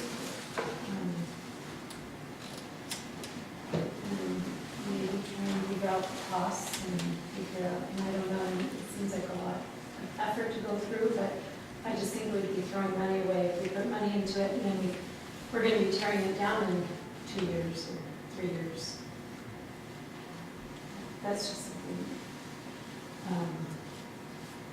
And I do think that it's important to do the depot. I mean, if there's something that needs to be done there that's urgent, I think that should be taken care of. But I'd like to know more, but it takes time. So the main thing that pops into my head is talking about doing maintenance on a building like this. Really old buildings, I don't want to open a can of worms, you don't know what you're going to find. I don't know what to do about the displacement. That was an interesting thought about switching to the rec center, but I don't know, the ball's already kind of rolling on that. So, I mean, the bottom line is I don't know what the best answer is to, what to do, but I like what I mentioned about, let's be the council to really get it going. So in terms of an analysis, I'd like to know, I think site selection, what kind of building are we looking at, those are the main things. So I don't know what the analysis would entail that we're talking about that 50 grand. Because I don't know that we need a lot of research into buildings that we know we might want to get rid of, So I don't know, those are kind of some loose thoughts I have, but. So I think with all the regardless of what the budget is, that all these meetings are concluded and we're have this behind us, because then we have more time to do something else, like maybe dig into this a bit more. We had a capital facilities group meet, I think, close to a year, maybe a little bit longer.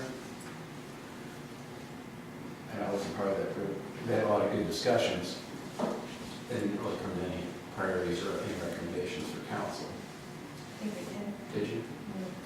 Okay, well, I would just one thought is that to maybe remobilize that committee to look into this. I mean, it's an interesting idea of doing something with the police side.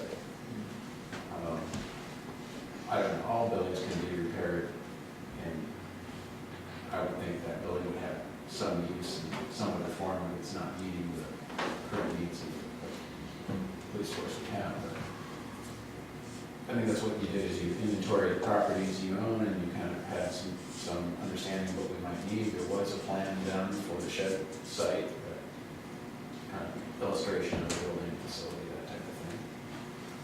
So there's a 2-acre piece you might get or might not get in, 3 to 5 years, or we'll see. I think it would be worthwhile just for council to be part of, to really be part of that analysis and that decision, and make that kind of the big thing maybe moving forward in the next couple of years, because obviously there's a lot of decisions to be done. I guess the other key question would be the immediacy of the building that has no use right now, and consider what options this might need immediately if we can get this to kind of the worst, what do you call it, the worst, do the worst first? The worst first. And then, just see where funds can be allocated, and if you want to sell one thing to start another thing, something, because this is something that's been attempted and talked about since, I don't know, as long as I can remember, it's kind of Groundhog Day. These things that just coming back. But I think if you just narrow down your choices and just commit yourself to producing outcomes of that study and hold yourself to a timeline, then you've got a plan that has recommendations. That would probably be a good outcome. I think you could all pull that off.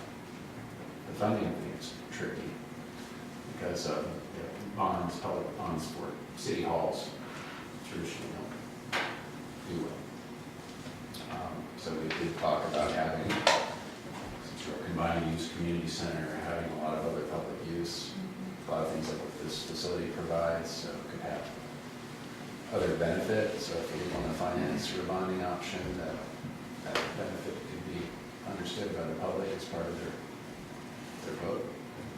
But it's also understanding the lid capacity, and that all depends on what the fire district does and the school district does, and where you time your ballot measures. So, anyway, I think there's a way you can all just figure this out with the properties we have. And we just need to dust off the information and get educated in what the council did previously.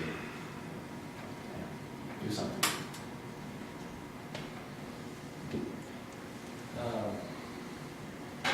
Like, where we stand right now is essentially, we fund the study, figure out what we want to do, we're talking about selling the rec building.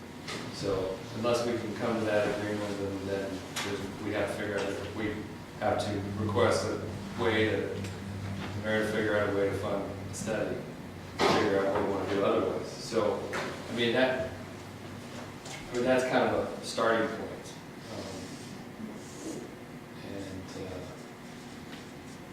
I think that's something that we're definitely asking for the budget. So we need to all just get that answer personally in between now and the end of the year, or now and the next several weeks, and have that answer and be able to provide it to the executive group. So that's where we need to start.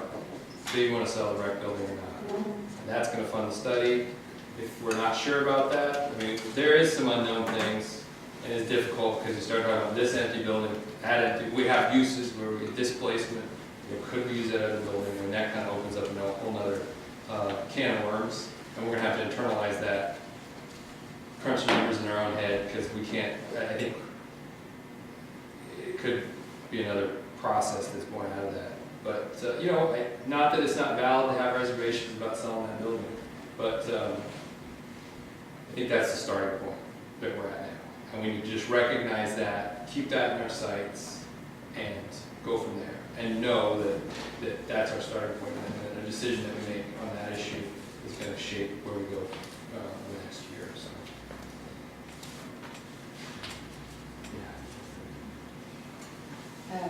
So I'm having a Groundhog Day moment, for sure. Because this question is probably 10 years old. I think I said yes to this sign of the rec center probably a dozen times now. I can't tell you how happy I was when I saw the tech center. We got that monkey off our backs, and save the citizens, somebody there. So as far as rec center, you all know how I feel about that. And I think what I really would love to see happen for once is the move towards allocating towards a city hall. It will not happen certainly in my lifetime. I think even living here at the rate we are going, because you're right, it's not a popular thing. That's why no one really wants to fund that. But we're at the point where it's not even a good idea to not think about it. And so I think by allocating, taking that funding, putting an earmark and saying, it's here, we can't touch it, it's designated, it will force all of us to be responsible and start moving towards that point instead of having this continual discussion. And that's pretty much the way I see it. So if we start now with that, I'm going to say, I don't know, a decade. We might see that city hall start to... decade, different, but I mean, realistically, a decade probably. So we need not worry about it happening tomorrow because it will take so long to start building the funding for that. All right, Is it too early to just ask for a show of hands, how many do you think we're selling for president now? Is that linked to the question of what to do with the money though? Yeah. I think that's, I don't want to speak for everyone, I feel like there is a consensus to sell it. I think the kind of the rub might be of what we do with that. well, I think I think that what we do with the money, it's my impression that that's something that we would still be able to dictate. Yes, you can. So my proposal was, of course, to use about half for deferred maintenance, a portion for the study, and a portion to put in reserve for future city buildings. So if council chooses to not do that deferred maintenance, then those projects will just be left undone. I will say my concern of not doing some of that deferred maintenance, that the impact would be much greater as we start going into the capital facilities analysis and feasibility study, if we find bigger problems, and that some things, we obviously know there's lots of issues with our buildings, and are we going to be at a point in a couple of years where we actually just have to shut them and leave them vacant because we've deferred maintenance so long, or can we still use them? And so I think that's without making big investments, and I think that's part of the information that we don't have today. So from my perspective, I am completely okay. My biggest issues are finding a way to at least fund some of our deferred maintenance, making sure we get the funding for the study, and while everybody says it can go one way or the other, you all know that's not how I operate when I ask things to be done, and I want the unbiased opinion, and I want the best professional recommendation, not what we want or not what the community wants, but what's best for the city as a whole and best for everyone, to make sure that you're doing the right thing. So if we do a study, that's what it's going to be. It's not going to be pick and pre-choose a site before we have a foregone conclusion. It's going to be what's the best option for us for what our needs are as a city and what our future needs are as a city. So as long as we get that going and we start getting funding put away for a future city building, those are my top priorities with those two things. But deferred maintenance is a real big issue. And there's lots of improvements that need to be done at this building to expand use of it as well, in addition to all the things we don't know about it. So my recommendation would be to go ahead, and if you're willing to go ahead with the funding of the study and putting the money in capital facilities, and then putting a budget note saying that the deferred maintenance, unless it's an emergency, doesn't get done until the facilities analysis is done on some of it. So you could do something like that that could also give you some options with how you put that money in the budget, if you choose to do that. Well, I think we could definitely, it sounds as though we have, seems as though we have somewhat of a consensus on the sale of the rec building, but I think we could continue the conversation with regards to how we allocate that fund. We allocate those funds, and so I think we could essentially, it would be productive to focus our argument on that portion of the conversation versus the first portion, because if you're focusing on the first portion, it's a whole other, it's a whole different can of worms. So, but it seems as though that first part is, we've got somewhat of consensus on. And I think the concern with council is that those facility improvements need to be funded. Is it appropriate to fund them from sale of the building? Should it be funded from the general fund in some other way? Yes, it needs to be funded. What's the right revenue source to fund those things? So I think that's the point that we have. So we done. I think This might come up later, but it's been noticed that our fund balance for the general fund has grown from about $1 million to about $2 million now. And what drove that are a couple things. Mostly one-time revenue has exceeded what was projected, because when we project, revenues for each budget, you have to be somewhat conservative because you don't know how much development is actually going to occur. And so, there is some fund balance that has grown, that is basically excess revenue, mostly. And so I think there also needs to be a discussion about, do we reserve that somewhere separate for a capital facility? Do we, it's one-time money, it's really, somewhat growth-related, is it city hall growth-related? Is that an appropriate allocation of that excess fund to protect it so that it doesn't, get used at any point? So I think there's and Councilmember Mayor Pro Tem Iyer, had also noticed that as well, and we talked a little bit about it, just kind of what other cities do and what reserve requirements other cities have for their general fund. And I think it would be interesting to look at that as well, as potential funding for, some of these items, besides just starting to spend down the sale of an asset. So. So that relates to any fund balance that we have on the parking lot.